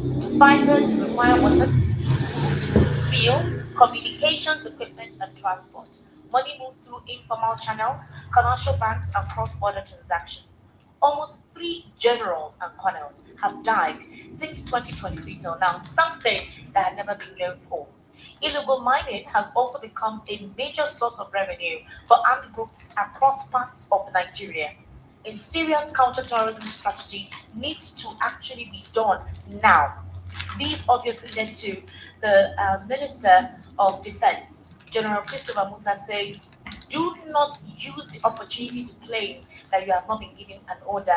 Shoot on sight." This was a declaration made just today because he says any operative who fails to neutralize criminals under the excuse of awaiting orders will be treated as collaborating with them. Musa made this remark just today in Sokoto while commissioning 62 operational vehicles and security equipment worth 27.127 billion naira procured by the Sokoto state government to strengthen security operations across the state. There was also a rounded session in the Senate as to if they should invite Bola Ahmed Tinubu to respond to questions on insecurity and the fake agency in FEC. In regards to that, anyway, Adams Oshobele says, why do we still need to reintegrate and rehabilitate terrorists? Terrorists are not meant to be reintegrated. It was a rounded session. Or was there any resolution? No. To make it worse, the agency, the fake agency, the parliament today, that's the Senate, they refused to actually investigate it. After all the hula baloo, after wanting to invite the president, they said no, they're not investigating it. Why? Let's listen to President Bola Ahmed Tinubu on that.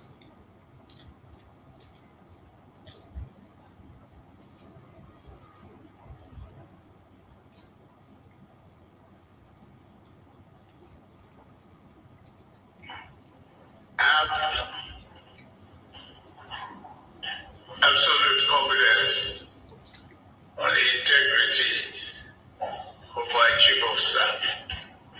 All the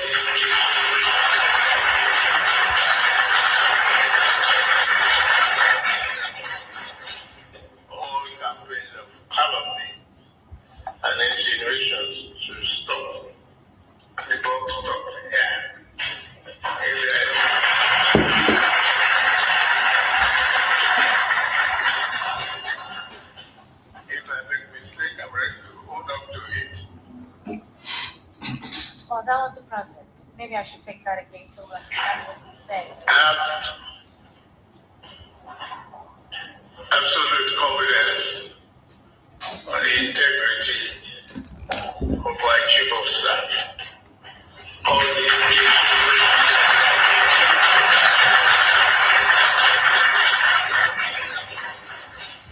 all campaign of calumny and insinuations should stop. The box stop here.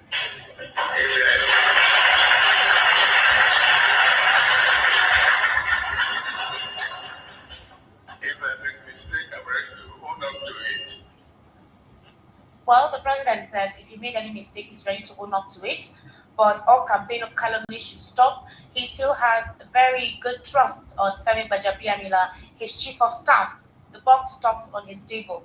So what then is the necessity for proceeding further? Would you blame the Senate if they say they're no longer investigating this matter or setting up an investigative panel to look into this? What an irony, isn't it? Interesting.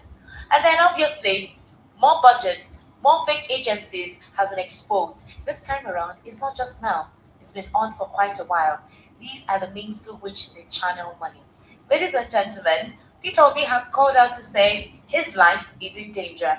He went ahead to talk about the disrespect, bigotry, nepotism in the politics, and how rude he was attended to at the airport very recently, without even a care, at least a bit, of his standing. Let's take a listen to this. Not be a candidate. I'm not even a candidate. I might not even be alive. I'm telling you, every single thing I do for a living, this government is frustrating it. Deliberately so. Everything. So there's even possibility they have opportunity, I will not be alive. Oh wow, that's a big. It's an accusation. I know I get frustration every day because you do things and you think they will be normal. It is not normal any longer. They won't come directly and say, oh, we're doing this, but you could see their hand in everything. So the government is attacking you personally. They're attacking everybody who is looking so personally. Right. I have been attacked personally. Everything, even to provide me with necessary things that I should have been entitled to. Not at all. I had a case recently at the airport where people who work in the airport came and locked my car. And I said, it's me. I said, oh my car. But I said, look at the cars of other people. And you could see them talking to each other. As if, who is this one? We have divided the country, breeding hatred among us. That's why I keep saying, I want to bring back unity where there's division. I want to show love, compassion, care. He's gone out of here. I said, I'm looking at somebody. He locked my car in front of me and saying, you're not supposed to park here. But there's cars here. So what is the exception to my own?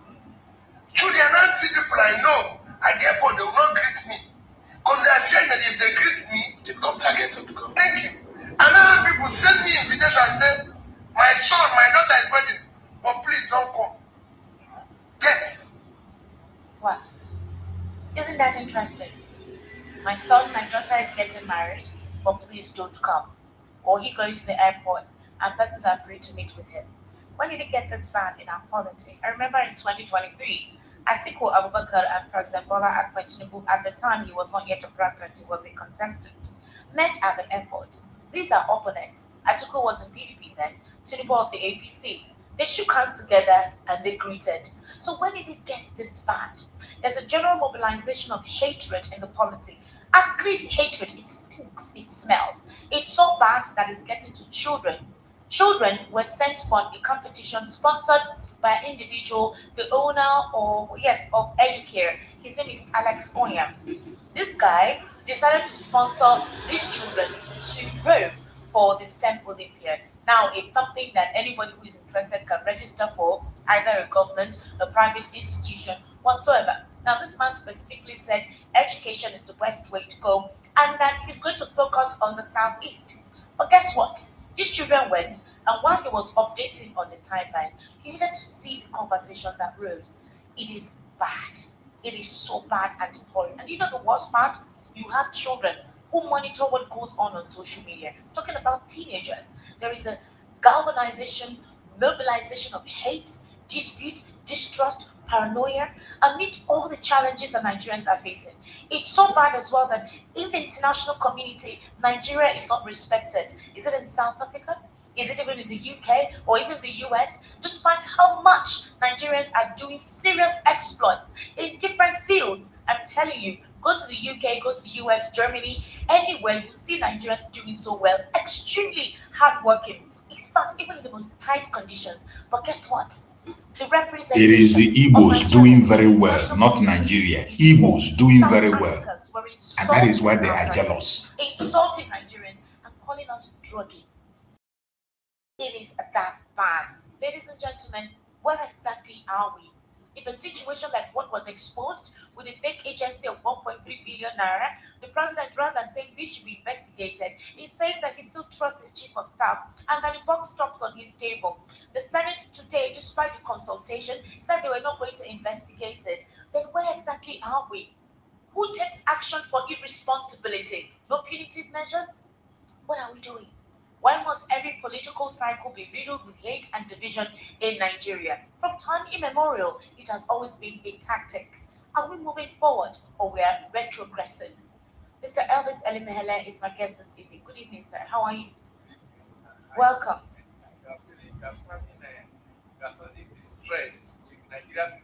I got distressed when I saw the kind of hate comments on children. Like literally. And guess what? They represented Nigeria well. Those children went with a Nigerian passport, and when they won the gold medal, it was with a Nigerian flag.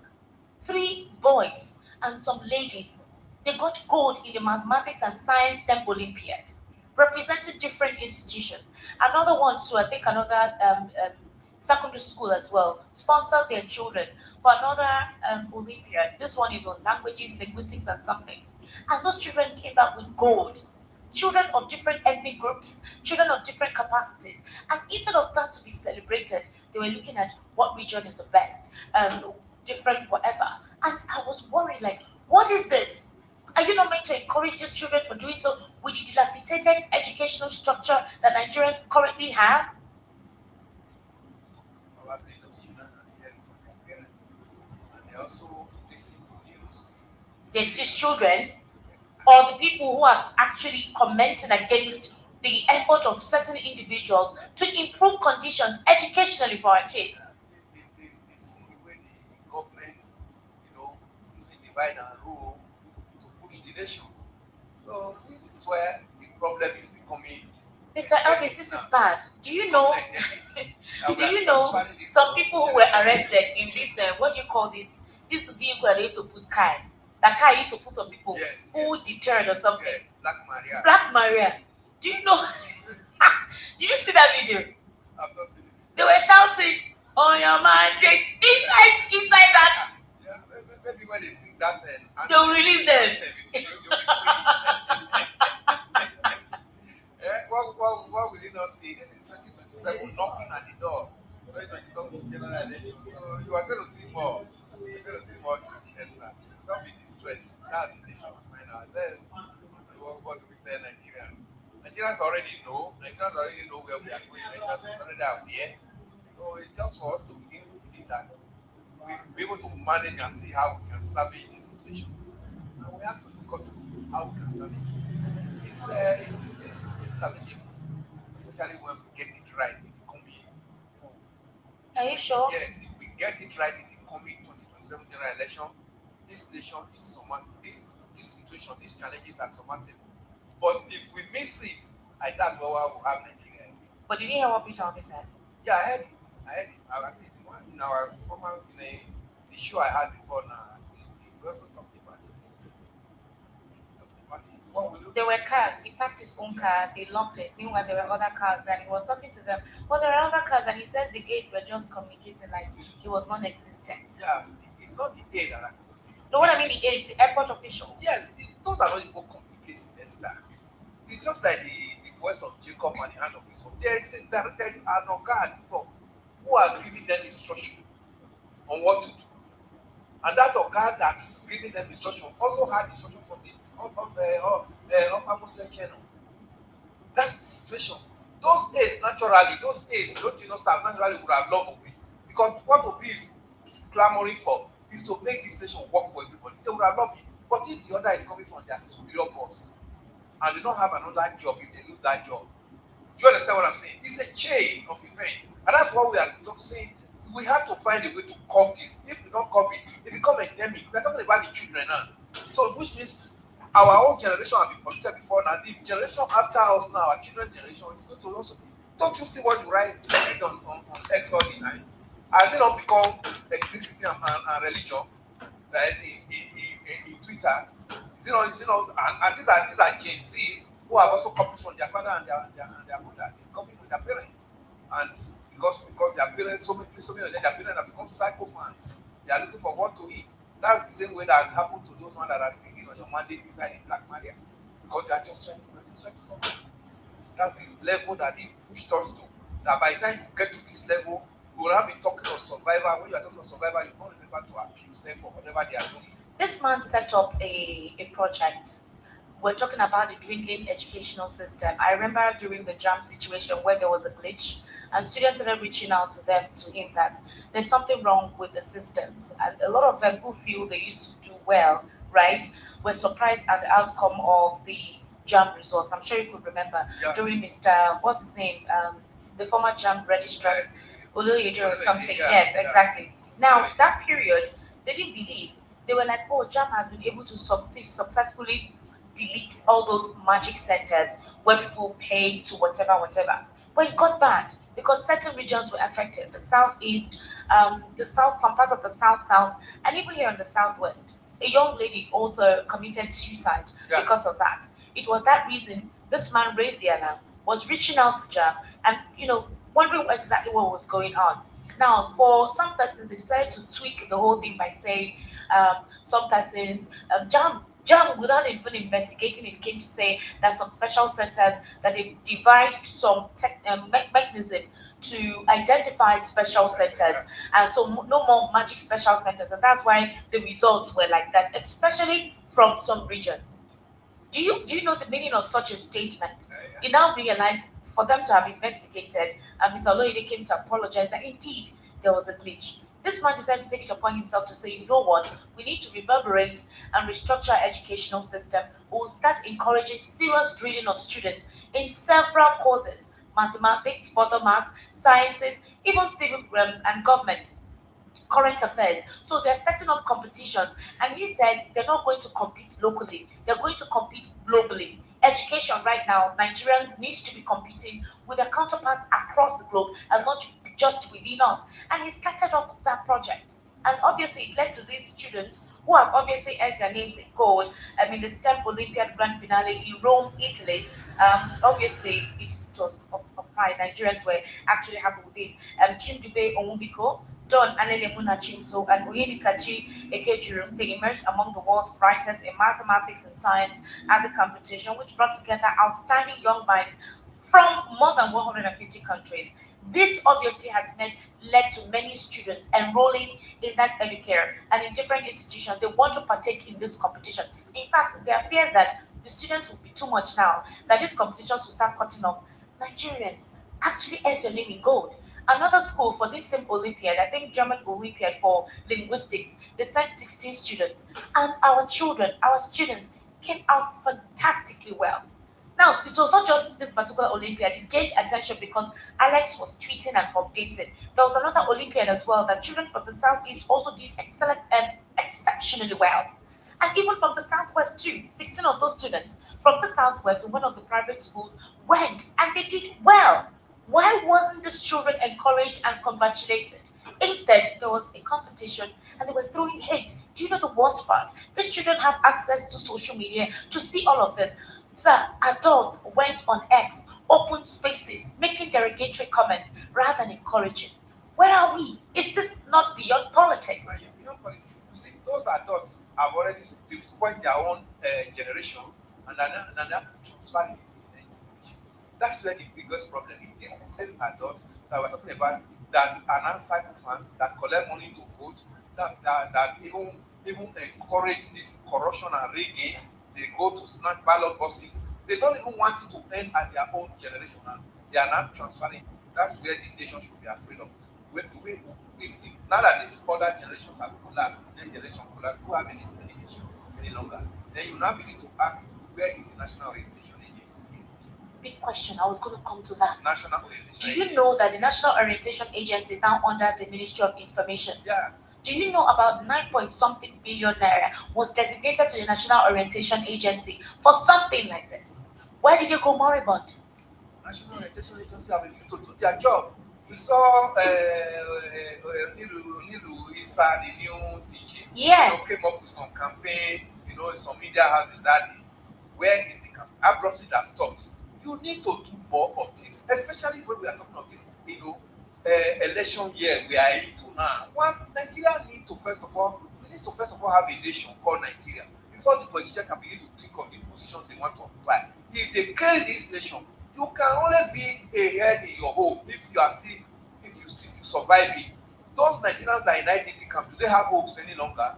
Those ones that are being brought back from South Africa, do they have hopes? You can only be the head of a home when you can stay close from your respective place of work and get back and still meet your wife and your children.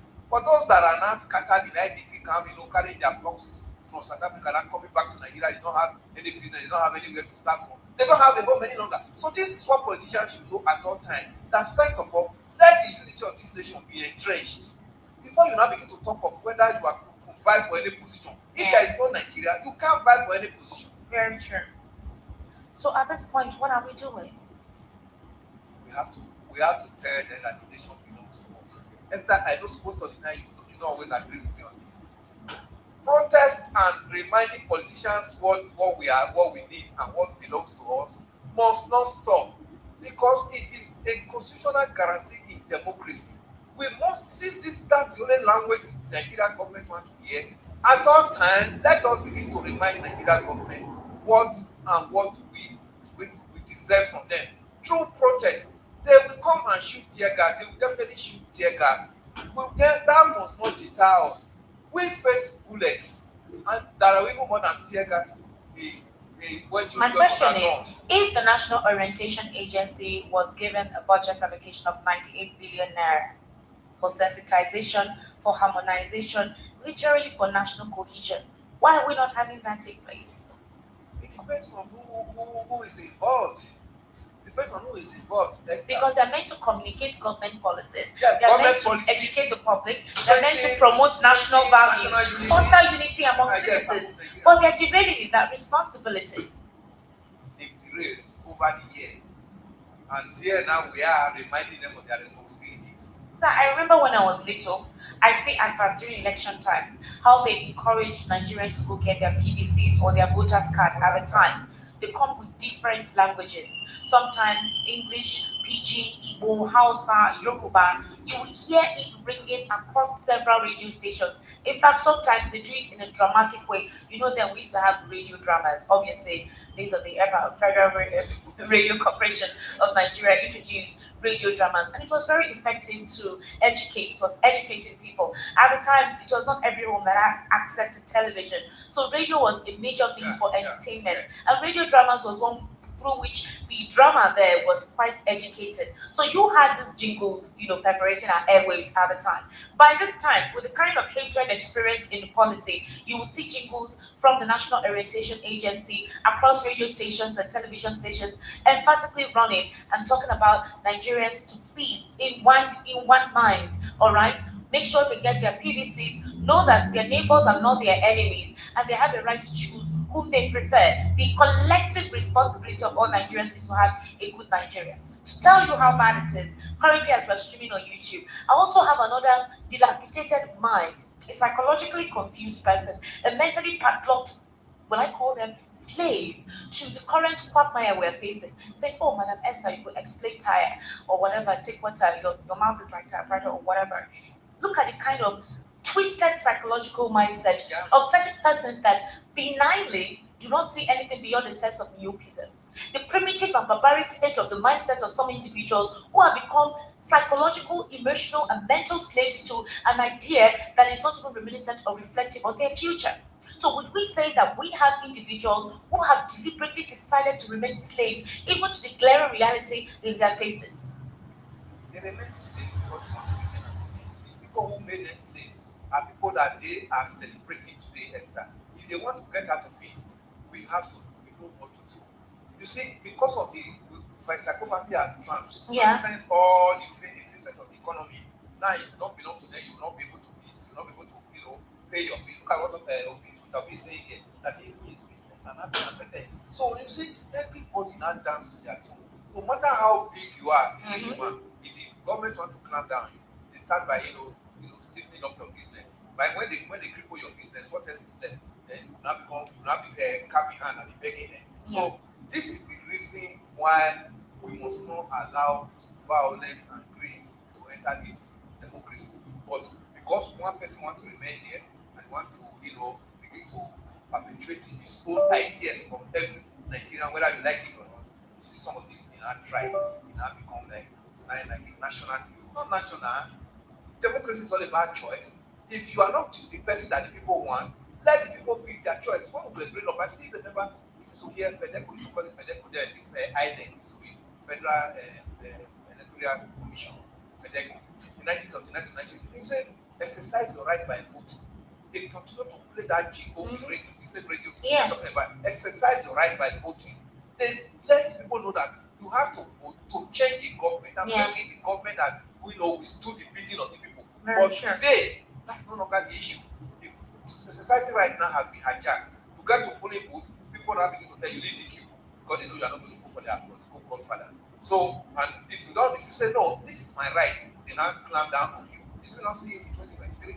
Now we are even afraid. Now whether the one of 2027 we don't even be what. You need to hear what I have heard. That they distributed weapons to certain persons to. Esther, even in their primaries, that they did not see it. If they can do it in their primaries, then you don't need to talk of the general election where they are not going to be facing opposition. So the issue has become so decayed to the extent that we don't even know the tone the national general election is going to take in 2027. Well, another thing is to look at this. Trump recently launched a fresh wave of airstrikes, basically on Iran, on the Strait of Hormuz. Now, this is where things have gotten kind of confusing because even when that ceasefire was on for a while, and we heard that fuel price ought to have, come down, dispensing outlets here refuse to do that. The Nigerian government called them out, warned them that they need to do that. The presidency also called them that they need to reduce it. In fact, they even sent some persons to monitor dispensing outlets who had not reduced it. Now there's a fresh wave. Trump is saying that the Central Command actually said they've begun launching a series of powerful strikes against Iran to impose heavy costs for targeting and attacking commercial shipping crew by innocent civilians in an international waterway. That's a statement made by CENTCOM. And the U.S. airstrikes is in response to Iranian attacks on the 3 commercial vessels that were transiting the Strait of Hormuz. Immediately this happened, already there was an increment, there was a spike. So by tomorrow, you can hear Nnamdi tell us that something has increased, or by next tomorrow, despite the fact that even when it reduced, they refuse to reflect it immediately. You're also hearing a situation where, with that, there are still calls on the Nigerian government that why should we be affected in all of this? Now, beyond that, Trump recently said they were going to keenly monitor the 2027 general elections of Nigerians. I don't know what that means. I don't know what that stipulates, but they say they're paying a close attention. And in fact, that they are going to focus keenly on certain political figures, considering the synergy they recently have against ISIS, who are hibernating in Nigeria. Although some of the troops have left, but a lot of them are still with intelligence, like monitoring events in Nigeria as it stands. The lobbying is still ongoing to get the favor of the United States of America, especially with some kind of credibility on this government. And we have the ambassador say they are working to ensure that the president meets with Mr. Donald Trump, possibly before his dispensation is over. With this happening, what do you think is going to take place? No, first of all, politics are not the Strait of Hormuz that is, oscillating the price of petrol now all over the world. It has gotten to a level that we have to now begin to look at what is the intention of the US in Iran and why is Iran, coming out so hard to not wanting to even want some better. That's the biggest question, Esther.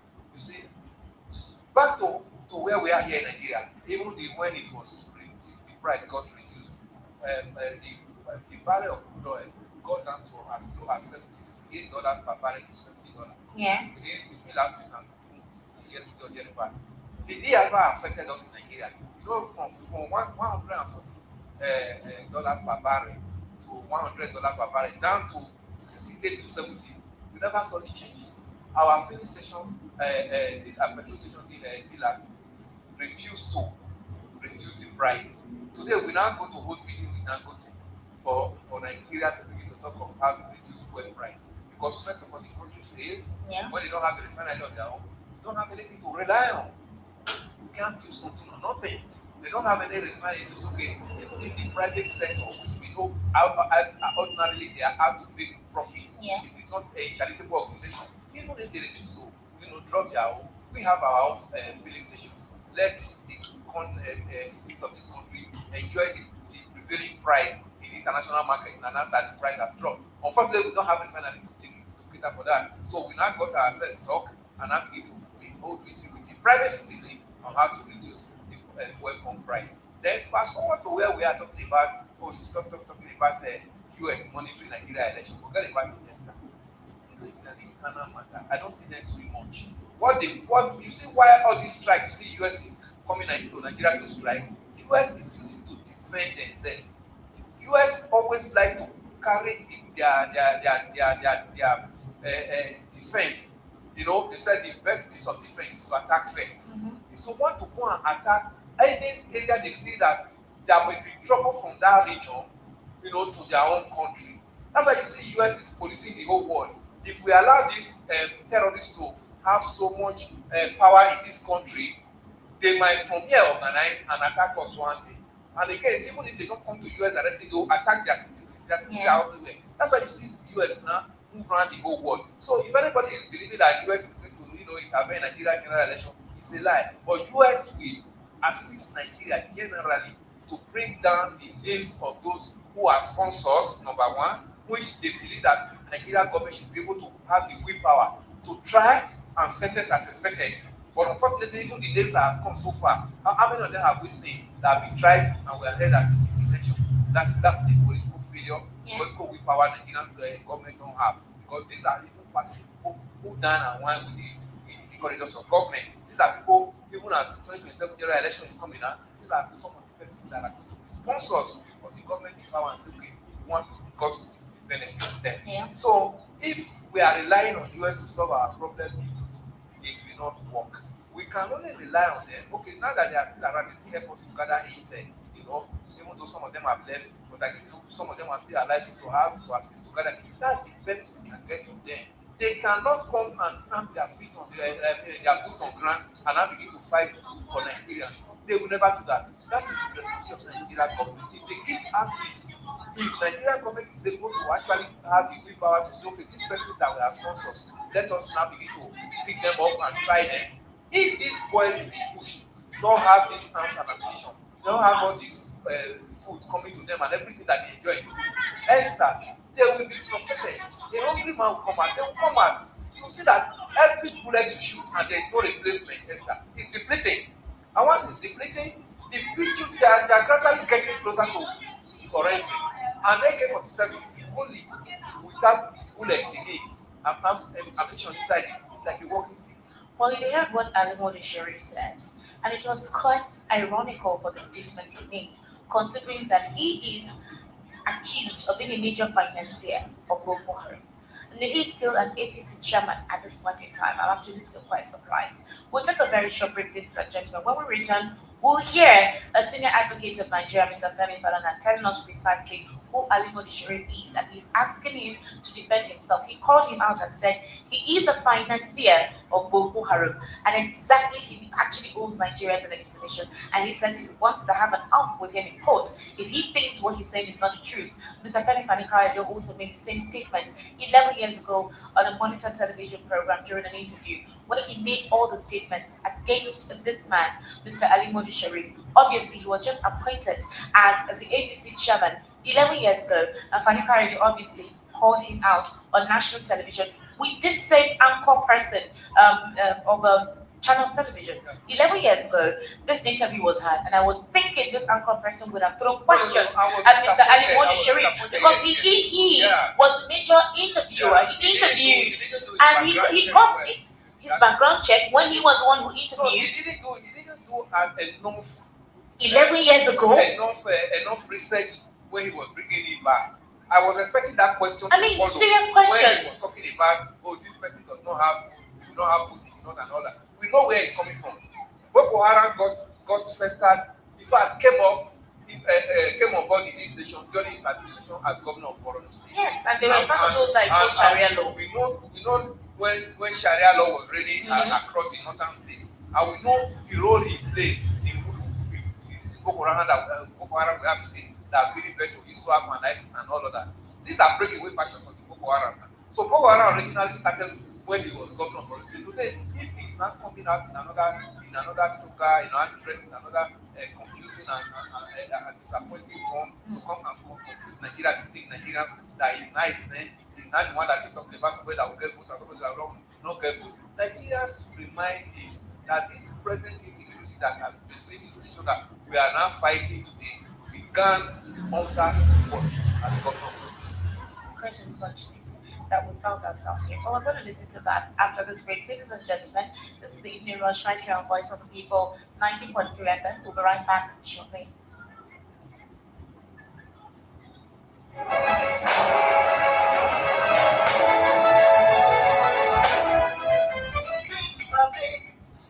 And now to steal money. So he went back to the camp, the Boko Haram camp, and said, where you sent me to is Gideon Barakun, the house of thieves. I can no longer be part of them. So he was asked to resign. And that was how Foy resigned from the government of Nnamdi Sharif.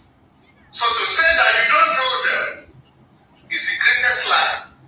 I was just reminded this morning by somebody from Borno State that something was missing in my press statement. That in 2013, 2012, October 10, Alhaji Nnamdi Sharif was arrested in Cameroon on grounds of his Boko Haram connection.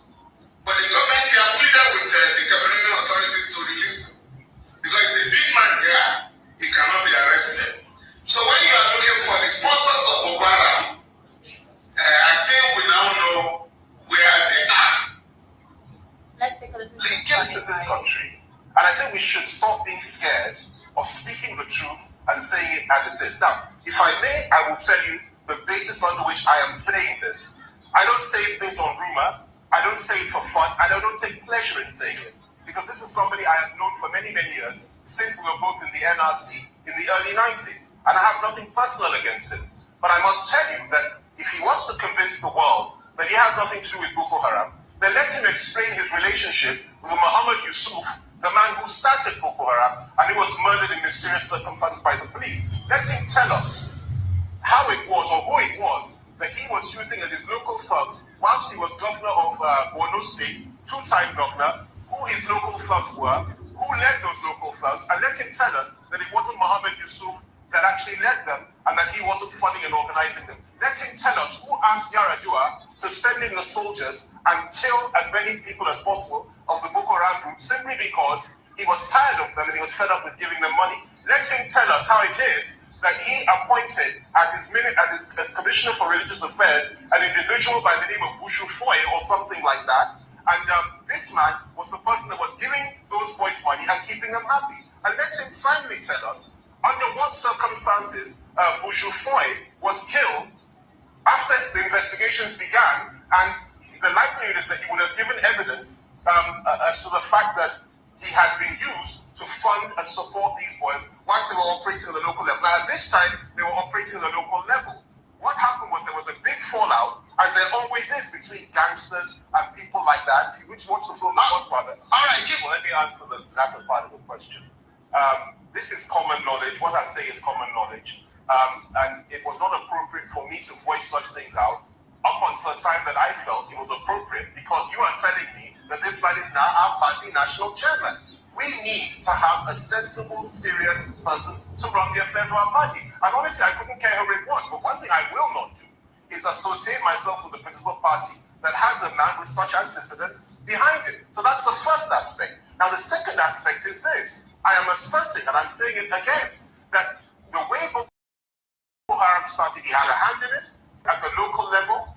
He was using them as his personal thugs until the time that Muhammad Yusuf was arrested. When Muhammad Yusuf was arrested and was under interrogation, somebody killed him. Somebody gave that order so that he wouldn't expose so much. The next thing that happened, a couple of years later, his own commissioner, who had been briefed and who had, for a number of years, been funding these boys, was also interrogated. He too was killed under mysterious circumstances, and so on and so forth. And what then happened was that they turned on him and held him responsible for the death of their leader and for the death of the commission of his own commissioner, because they believed, rightly or wrongly, that he wanted to cover certain things up. Now that's the history of it.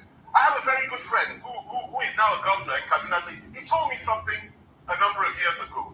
And he told me that, look, if we wanted to solve Boko Haram, if we wanted to solve the problem of Boko Haram, all we needed to do was ensure that justice was done, and those that ordered the killing of Muhammad Yusuf and a number of other people to cover up their own antecedents should be brought to book, arrested, and prosecuted and jailed. We didn't do that. And these boys went to the streets, started killing everybody, until an international dimension entered it. The whole thing was hijacked by Al-Qaeda, ISIL, and of course some local politicians in Nigeria, and it became the monster we have today. So to divorce him from the Boko Haram insurgency and say he had nothing to do with it is absolute rubbish. All right, Chief Anikari, tell me. Now, this is Chief Anikari 11 years ago by the same anchor person, and I really was expecting him to actually bring this most of the historical context of the conversations we're having right now. This particular media organization has. Maybe I know it's been a very long time ago, but I really wish sometimes I could go back to the archives whenever they invite some of these guests on what they have said in the past and related to a proper check on the related issue focusing on, because you invited this man and you ought to have played these clips so that he knows what he's saying. But the unfortunate thing here is this: when they ask this man a question as to are we going to call you an agent and an abettor of terrorism because you have never come out to call out the militia that are killing people? Would we say you are also a terrorist sympathizer? And he says his case is different because he's not contesting elections for presidency. He's not a presidential candidate. He just answered it because that is political answer. That's what we're talking about. Even as we speak, do you know the number of persons that are in captivity in the state? So it's not contesting for. We're not even talking about presidency now. We're talking about these are supposed to be your brothers and sisters. No, he's saying that it's a different matter. It's not relevant because he's not contesting when he made a statement against Mr. Peter Obi. So have you not already divided Nigeria by your own antics? Yes, we're talking about insecurity that has transversed the whole length and breadth of this nation. We're not talking about division. Not talking about because you are not contesting. We're not looking at the candidate now. We're looking at how do we get this nation out of this trouble. And the Nigerian government could not investigate this man. This man came on that television station as an APC chieftain, a foundational member of the APC. So you're having terrorist sponsors and sympathizers within the All Progressives Congress. The Nigerian government that cannot investigate, that cannot prosecute Bumi. Is it the one you're talking about, Ali Modisho? Bumi that is everywhere like a campaign manager for Boko Haram and insurgency in this nation. That's when we start talking about the government is culpable at all time. That's what we are talking about. We are not saying that the government, president, carry gun and be kidnapping people. But when you sit at that big office and you cannot call all your security paraphernalia and say this person has spoken so dangerously about what we are going through, go and pick him. Let him come and tell Nigerians how much he knows about what we are going through in this nation. That's what we are talking about. We are not saying he should wear khaki and go to the war front, but his office is bigger than wearing khaki. Because whatever he says in that office, he has all the military paraphernalia that he has appointed that will do exactly his bidding, whatever pronouncement he makes to them. He owns the chief of defense staff, he owns the DSS, he owns the IG of police, and every other. So why have you not given them the order? Why have you not let them know that, see, my government is getting so uncomfortable, and even before the international community of the world, we are now beginning to be rendered as if we are clueless. Let's now begin to talk of how to gain back this thing. Make that statement in your office. And back it up with action. That whenever you send any message, follow it up. We went to Jos and said that was going to be the end of the killing Jos, Esther. Yeah. 2 days after he left Jos, what happened? To where we are talking now. You see the one that just happened 2 days ago Yeah. in the same Jos. In the same Jos. So when you now see that even the body language of the president is like he's supporting him, because this same president went to Jos, he didn't even visit where this matter happened. He didn't even went to see some of those ones that are survivors that are in the hospital, or even visit the location. He said, go and bring them to the airport. I have only 5 minutes, I'll be 10 minutes to stay, because there's no light in Jos airport. Before you started making arrangements for the president to go to Jos, you don't know that some of these things also put in place. So you know, this body language shows that the government is not serious. He's fighting this terrorism, and they are not concerned about the plight Nigerians are going through. That's why we are saying all the time that they are coupled. It's not just because of because of what the level it has ravaged, because the way they have handled it. If you have handled this matter very well, from the north, it has now spilled to the south. And look at where we are. I mean, the Oyo children are still in captivity until now. 2 months. Crazy. Nobody thought when it happened. So no communication. There's nobody's everybody's confused. The governor has come to say the president has not even called this. Yeah.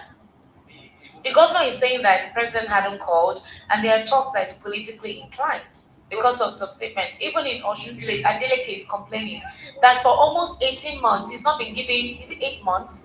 No funding has been allocated to him. I know it has issue with local government funding. I don't know. Yes, it says that it has not been given any money. And there were talks that when the president was the governor, when the federal government decided not to, the same local government situation, he won at the Supreme Court. And the Supreme Court, his money was reimbursed. Why would you still be the same person to hear this kind of thing and you're not activating the process of the money being released? That is why we are talking about the broad politics into governance.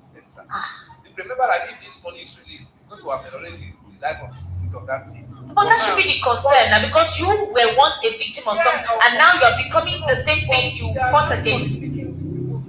That's why we are saying it. Makinde is saying but he just forgot the role he played in bringing him into power in 2023. This is the same person that they all gang together and say, the G5, that he must become president at all costs. Look at the payback now. So whatever you are preparing today that you think you are benefiting from it, Esther, it will boomerang tomorrow, and you not be the one that will be crying foul. So I'm not sympathizing with Makinde. I'm only sympathizing with those innocent children that are in captivity, the teachers and the parents and even the region of your citizens. Because even the Oyo State itself, if you take a closer look, there are some people who are in support of this, what is going on in Oyo State. Look at the day VDN came to Oyo State to meet Governor Makinde. When he got to the street, some other people were attacking VDN. Yes, they came with clubs and machete. You cannot imagine. So those ones are celebrating that their own citizens are in captivity. Somebody who came to remind the governor, what are you doing about this? This is an aberration. Look at the number. At that time, it was not of this number of days. Now we are counting. Now we are going closer to 2 months now. So people attack them. Mr. Elvis, how do we liberate Nigerians from this captivity? Some Nigerians are deliberately in that captivity, while some are in it but they don't know how to get out of it. How do we liberate their mental, emotional, and psychological state from this slavery? I call it slavery. You know why? These guys, these politicians, they use their slaves as a tool to perpetuate their own interest. These guys hobnob together, they eat together, they wine together. Do you know the kind of meetings they have? Do you know the funny thing? A lot of those persons who don't like to be seen in the open with Mr. Peter Obi and the likes, who call themselves opposition, do you see when they go meet him? You just see where you see some of them, where they meet. When they secretly come to meet him, some of them will come and apologize, we're sorry and everything, but they don't want to be associated with him in public. These are persons you would say, maybe you think they're enemies or they don't like him publicly. They meet him secretly. So what is the meaning of this? While politicians are hobnobbing, celebrating, partying together, the other day I think somebody's birthday was being celebrated where Chief Olusegun Obasanjo was there, and the governor of Lagos State was there, and here Peter Obi, they hugged, they greeted every one of them. So why do some Nigerians decide to become slaves? Is it poverty? I want to understand. Is it illiteracy, no access to proper education? What exactly is the problem? Some of these Nigerians are very educated. most of the things you are seeing, Esther, is greed. Oh no, even the educated ones. Yes. PhD, some of them are in diaspora, Yes. and they're enabling this nonsense. Yes, it's greed. It's just mere greed. Some of them want to be aligned with whatever is coming from that federal government of Nigeria, because you see, Nigerian politicians or whoever, all these sacrifices, no matter this wealth they have, they don't see it as anything. They want to come, like that's why you see somebody who talk from 10 billion. Ideally, how many years do you have on earth to even spend 2 billion? How many years? So these people are no longer, they've already destroyed their generation, they're destroying the generation after them. Because a child children you give 10 billion for, they will not make a living life. Because these are the children that will now begin to test all manner of things. Before you know, they go into drug and they become addicts. So everything you are saying, 100% of it is greed. Another thing that they have already succeeded in, apart from dividing us on ethnicity and all of that, is because if they don't do it this way, they don't be able to capture them in that process of poverty. So those at the top will remain want to continuously remain at that top. So those at the middle have been eroded. So the one at the down want to survive at all costs. Because of their fighting after their survival, they don't even remember every other thing that they are going through. They don't have any modicum of sanity. Sanity has completely been taken off from them. It's so quite unfortunate. That guy comes to me between the rich, those at the top, and the one completely below that is completely eroded is an issue. Sometimes when you are too poor, you look like an insane person. Another thing is lack of exposure. It's so sad. A lot of Nigerians have not even gotten out. They've not stepped out of Lagos State. No. It's common with some tribe in this nation. You know, there are some region in this nation that they only just have take around their own enclaves. When they are talking, they talk because that is the only experience they have. When they see another Nigerian from another place, they see you are like an intruder. Why are you here and all that? So what you are seeing today in South Africa, that South Africa are driving Nigeria. There are even some Nigerians that are also driving Nigeria within Nigeria here, say leave our own land. So it is South Africa own that we are celebrating that has become news now. We saw this in 2023 general election. We heard statement people made. Was it this bad in 2023? I don't think it was it as acidic as this? No, it was already acidic because we saw even physical attack on polling booths. These are the people that were attacked on polling booths. It was already acidic. What we are seeing now is that it's building more. That's why I told you earlier when we began the issue that we don't even know the token 2027 general election is going to take. If Obi is saying he's afraid of his life, Obi has to be afraid of his life. Because these politicians don't believe that there is somebody that will come and make a difference. And because they don't want their own activities that this ticket that brought to the station to be exposed, that there can actually be a good government. Anybody that is not seeing that idea of bringing good governance into this nation is a threat to them. And that person's life must in any form they can frustrate him or even eradicate that kind of person. They can do it. Especially when it comes to profligacy, the spending, the diversion of funds. That profligacy is one of the best characteristics of this government. Because one would have expected that when you came in and said the fuel subsidy is gone, which means you are saying there is no money to pay subsidy to the front. If I don't have money to pay subsidy, you have brought more hardship to Nigerians. Yes, understood. Then I will also tell Nigerians, come, that lifestyle they live in Aso Rock where everybody is like, oh, once you get in here, you are now a master.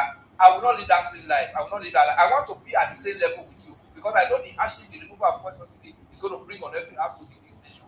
But what did we see, Esther? We saw I want to change my aircraft. We saw I want to buy new.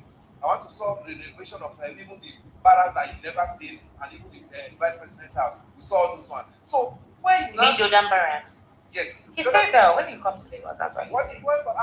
How many hours? He goes there to go and do for Juman service. But he stays there. The security there is very tight. Where I know he has. I see videos of his residence anytime he's around that not turn to Mecca or sort where all the politicians in Nigeria go to visit him. But even at that, there are some ways you have to carry people along. People will believe that what we also suffer, the president is also going along the same issues with us. We now started seeing a bloated cabinet, over-bloated cabinet that led to the one that even from now today now we don't even know the number of ministry, departments and agencies we have in this nation. There are now even ghost agencies. Same way we have ghost workers. We're going to look into that. We're going to look into some agencies that have not been talked about, or we're going to call those agencies out. And I suspect those agencies are agencies that are meant to siphon money. I'm also doing my own investigation because it has got. We need to begin to call out these things. It's imperative.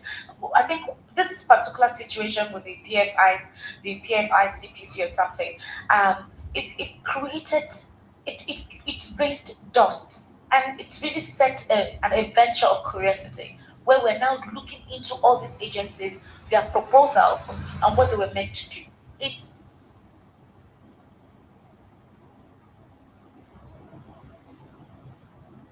really disheartening because there are complaints about budget delays, money is not appropriated. That was one of the reasons why they were summoning, if they could summon the president to the house, because they said a lot of projects and monies are, and even the 2025 budget has not even been looked into.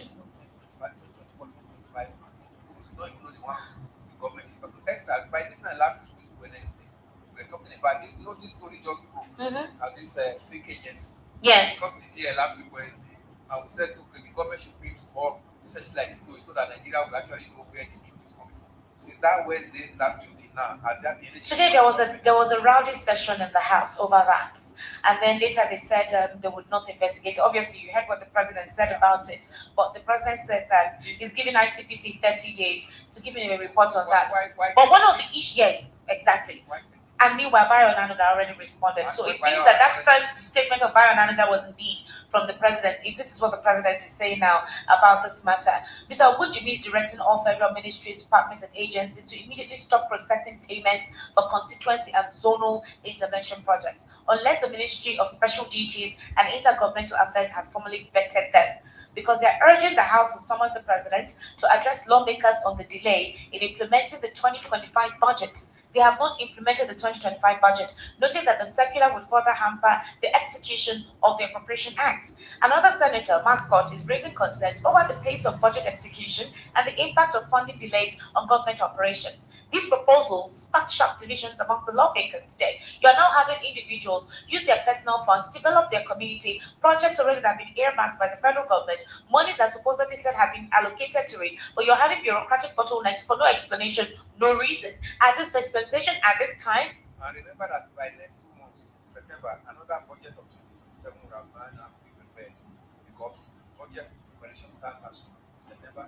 Then by November, December is supposed to be in the House for them to complete.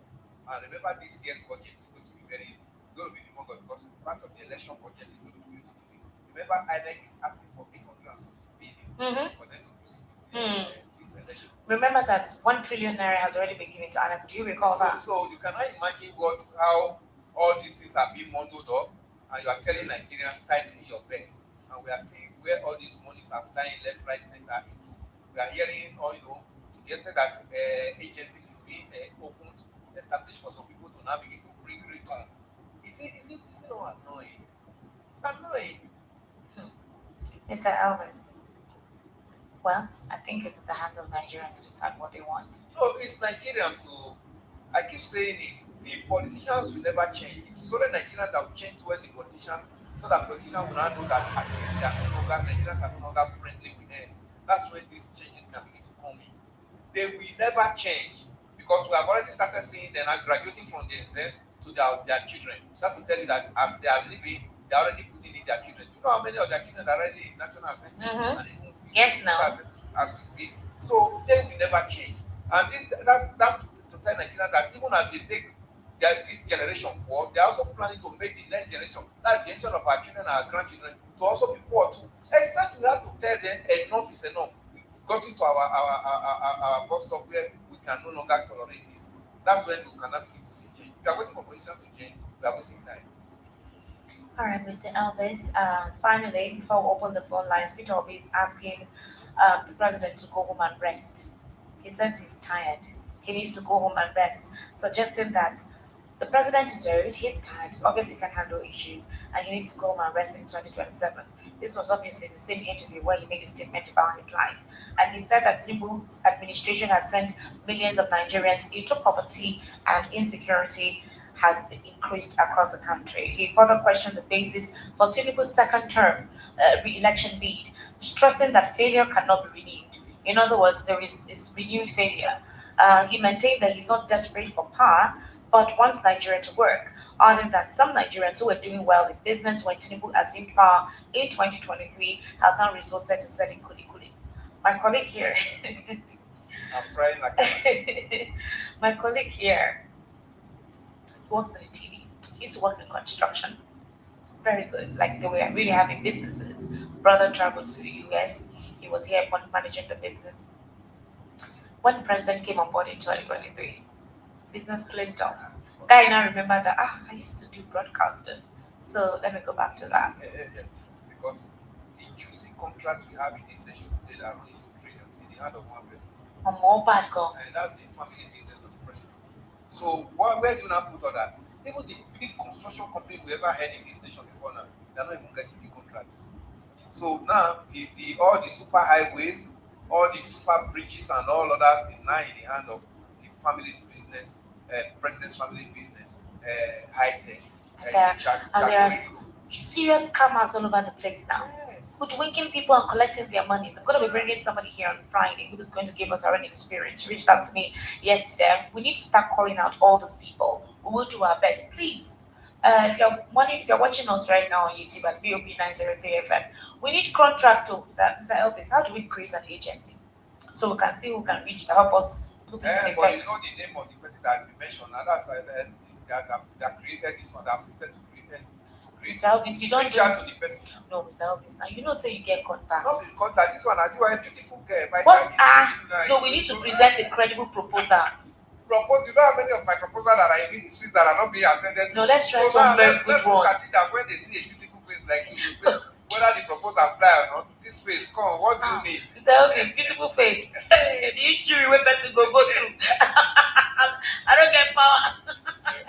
But seriously, VOP 90.3 FM, please give us contracts. We need contracts for a good cause. Honestly, we write proposals. Mr. Elvis, let's write proposals. We do a lot actually here, and we actually need you to involve us in your contracts. If you're doing those diversion of monies or whatever, do it in a good cause.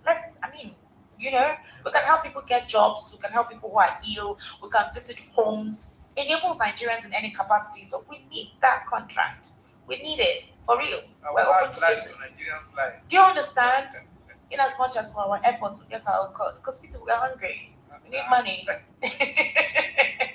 But it's not a joke, honestly speaking. Ladies and gentlemen, what's that thing? Open up, felly. Yes. Or hearts come. It is. Hey, voila, today, bye. All right, let's take your reaction, ladies and gentlemen. Number to call is 080-3692-9933. 080-3692-9933.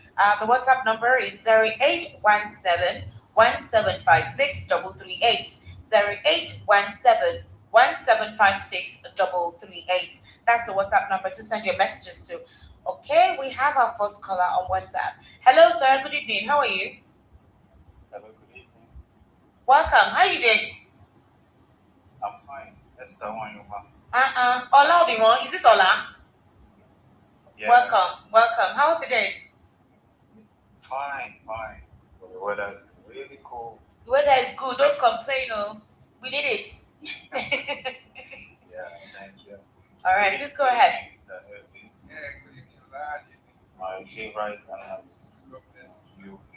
Thank you, sir. What I want to say just quick one. She Makinde. I don't know why it's playing politics with the lives of those kidnapped victims. Are you expecting the president to come first, or immediately the incident happened, you meant to inform the president first that this is what we've done? We probably employ a Teku or whatever, but I think there's also a Teku person out there. Yes. So I think you would have called the president or even go to us and tell me. Does he have to? Is it not in the news? The president has been briefed. There's supposed to be no protocol. The president is supposed to call immediately. Don't you get? I understand. Yes, I know. But they are playing politics because I know actually I started from when they disagree on Makinde. Yes. That's been the issue. So So, and for that to the president himself was Nigerians when they want to join us. And that's the thing, it's not meant, that sentiment is not meant to be applied here. Yes, it's not meant to be, yes, but we know, yes, I understand. I know that's the issue, but they are not going to be playing politics with the lives of these people. And that's what I want to say. Thank you very much. All right, Ola, thank you so much for calling. 08036929933. Hello, good evening. Hello, good evening, Esther. How are you doing now? I'm fine. Sunday calling from Mushin. Sunday, how is Mushin today? My dear, it's raining. Yes, so it's raining true. Heavily down here. Hey, yeah, Pele, sorry. Thank you. I greet your guests. Good evening, sir. Good evening, brother. I'm back. You have been wonderful. Thank you, sir. You see, you have said a lot of it, but the fact is this. In fact, we need to pray now. Now, Obi is being discouraged somehow. We need to pray earnestly for the young man, so that God himself will protect him. Because if a man could open his mouth and tell you that he's afraid of what is still ahead, something is wrong somewhere. So we need to pray for him. That is one. In fact, we don't need to talk about this government again, because all of us have come to understand very well that we don't have a good government. Either we like it or not. We have known that we have party government, stealing government. Carry go as you can carry. Grab and carry and go. Now the rulers. So, and with all these things, we are not making any headway. So, okay, look at the children who went and passed out something. Look at the way they're being treated. So the fact is that we don't have a good government. We don't have a good foundation. As long as I'm concerned in this APC government, we don't have a good government. So my prayer is that God will protect the people. Let him stand firm. With God, all things are possible. Thank you. All right, thank you very much. You will say that God should protect the president. I mean, he's also coming for 2027, Mr. Elvis. Yeah, it's coming. And, He has already been. His party has been released.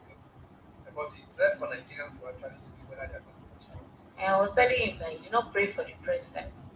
Hello, good evening. Good evening, Esther. How are you? I am fine, sir. Welcome, sir. Good evening, Mr. Elvis. Good evening, sir. Well done. You are doing a great job. Thank you, sir. This is Mayor from Texas. Mayor, welcome. Thank you, Esther. You see, this thing this report about yesterday, I was asked to draw that mention that Nigerians should not be quiet. This issue should be escalated to any level.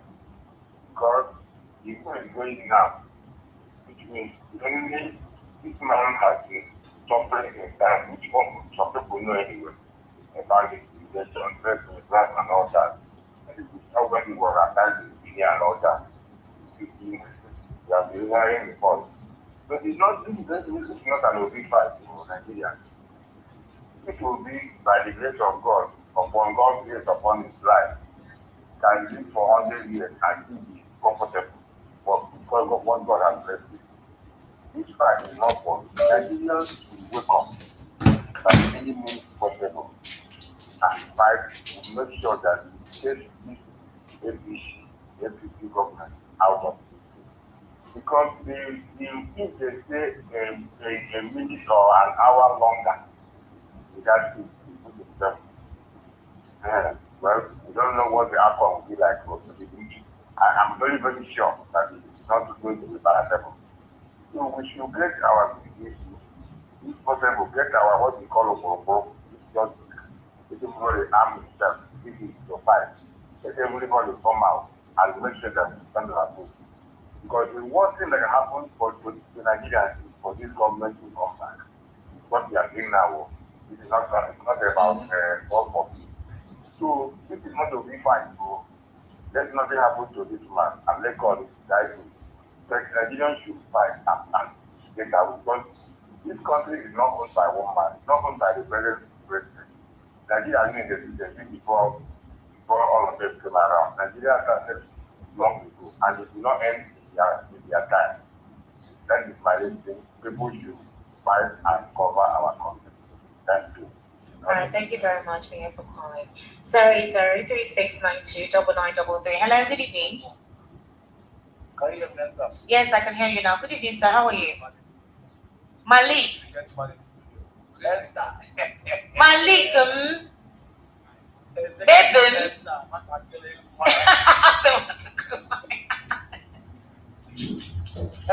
Sir? Sir? Yes, so you guys, personality have delivered, but don't worry, I'll tell you guys tomorrow. Yeah. Good evening, sir. Esther, let me tell you just about problem. It's a passing job. It's a passing job. What people don't believe. He started these political things. He like to manifest, and now he's hitting us hard. If a father does not protect his children when they are growing up and they become spiritual, can you point them in? And you? What the passing job name and what the share in the electoral is around in the what you call it again, state against the other candidates. You don't know what to do. Pandit Mayakayode was PDP before he quit. They don't know him. Look at the big things of APC were PDP. It's not the same politics we're doing that way now. There is no difference in soup sour. Hello? Hello, Malik. The call don't go off, Pele. Hello, good evening. Hello, Esther. Sir, good evening, sir. Good evening, Mao. Welcome. All right. There is this Ifeanyi calling from Ejigbo. Mr. Ifeanyi, welcome. And I on himself win and step Olympiad. Every Ifeanyi is intelligent. No, they don't start now. Every Ifeanyi is intelligent. And they are always godly. Well done. There is almost nothing to say again about this country called Nigeria. But then, sometimes it hurts me when I hear that Nigeria will not get better again. As annoying as that statement is, but when you check it, it looks as if it's true.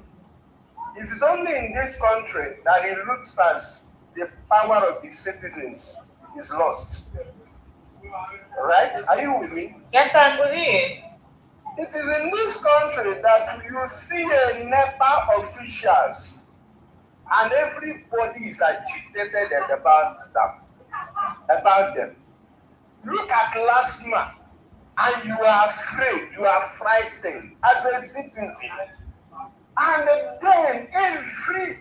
the person you know, once he wears uniform, he becomes Lord. We are, in fact, this country, if we don't stand up and we are waiting for the election, the kind of election that we had 2023, anybody who believes that the result of that election is what we are seeing, is living in delusion. And then anybody who believes that this set of politicians will contest election for Nigeria, his mindset should be checking. Frankly speaking, see, when 27, hello, can you hear me? Yes, I can hear you. When I hear people talk about come 2027, who is to monitor the election? And they will tell you, protect your vote. What happened to the INEC? Who will should protect my vote against people that they have armed? Both the police and the thugs has been armed. If Nigeria don't stand up before they said the election, in fact, the kind of election the kind of selection, the kind of thuggery, the kind of thing that Nigeria will witness, we are enslaved. But I believe that something will happen before they said 2027. If it is in the same country as they used to say, which is unfortunate true, it means that Nigeria is not the same country. If it's in the same country, what is happening now? People will be protesting away on the streets. But look at the president coming today to say that he has confidence.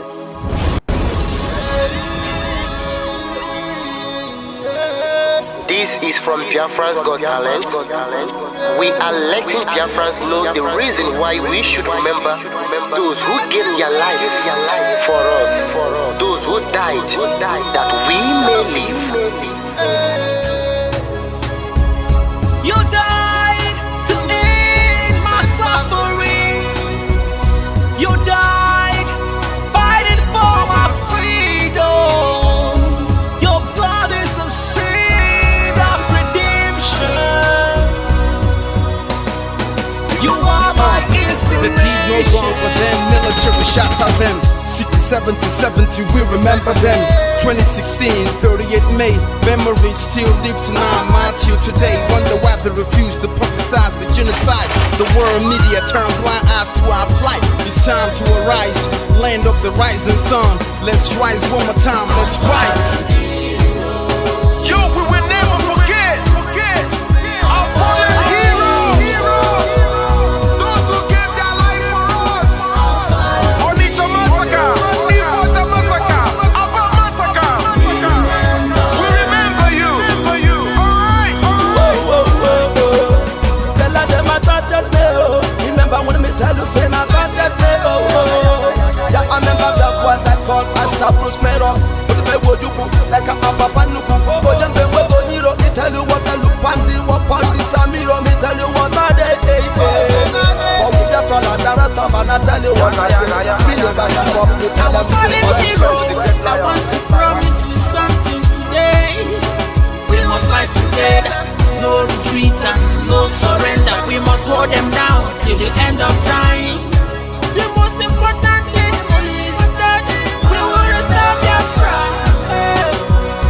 May your soul rest in peace. I look up to the sky with tears in my eye. For other Biafrans and for freedom had to die. We will never forget you as the days go by. You are always in my heart, forever be a part. They fought for our freedom. They died for our freedom.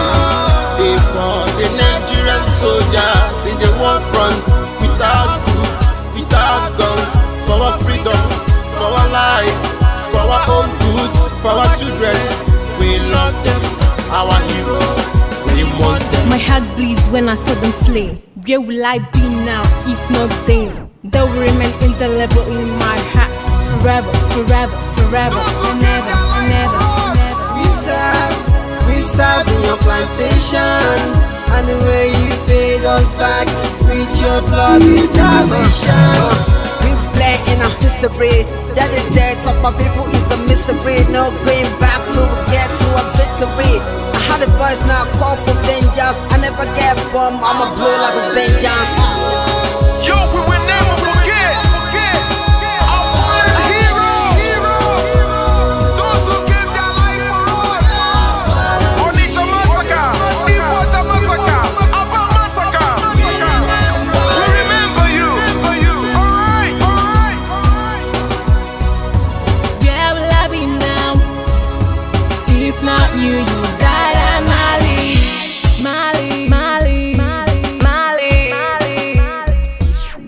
They were starved to death because of our freedom, and they paid the debt for our freedom. Flag high for those that died in the genocide, fighting for you and I. There is pain in our heart, we bleeding inside, tears in the eyes of our fallen heroes. This is for my fallen heroes. Give them a patient people.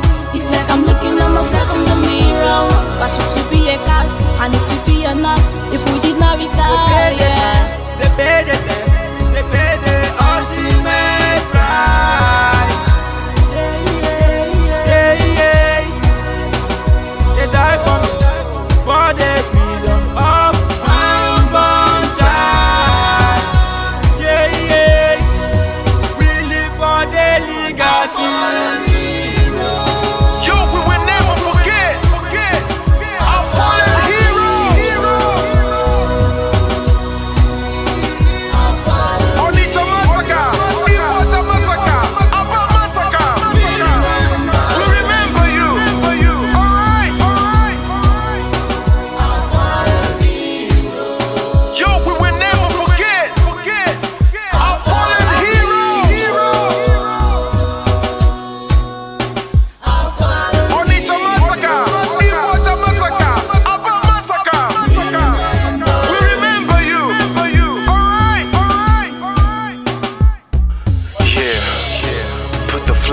the air. Never be afraid. March on, cause we are more than conquerors. Yeah, you know what it is. We must revenge, and we must stand.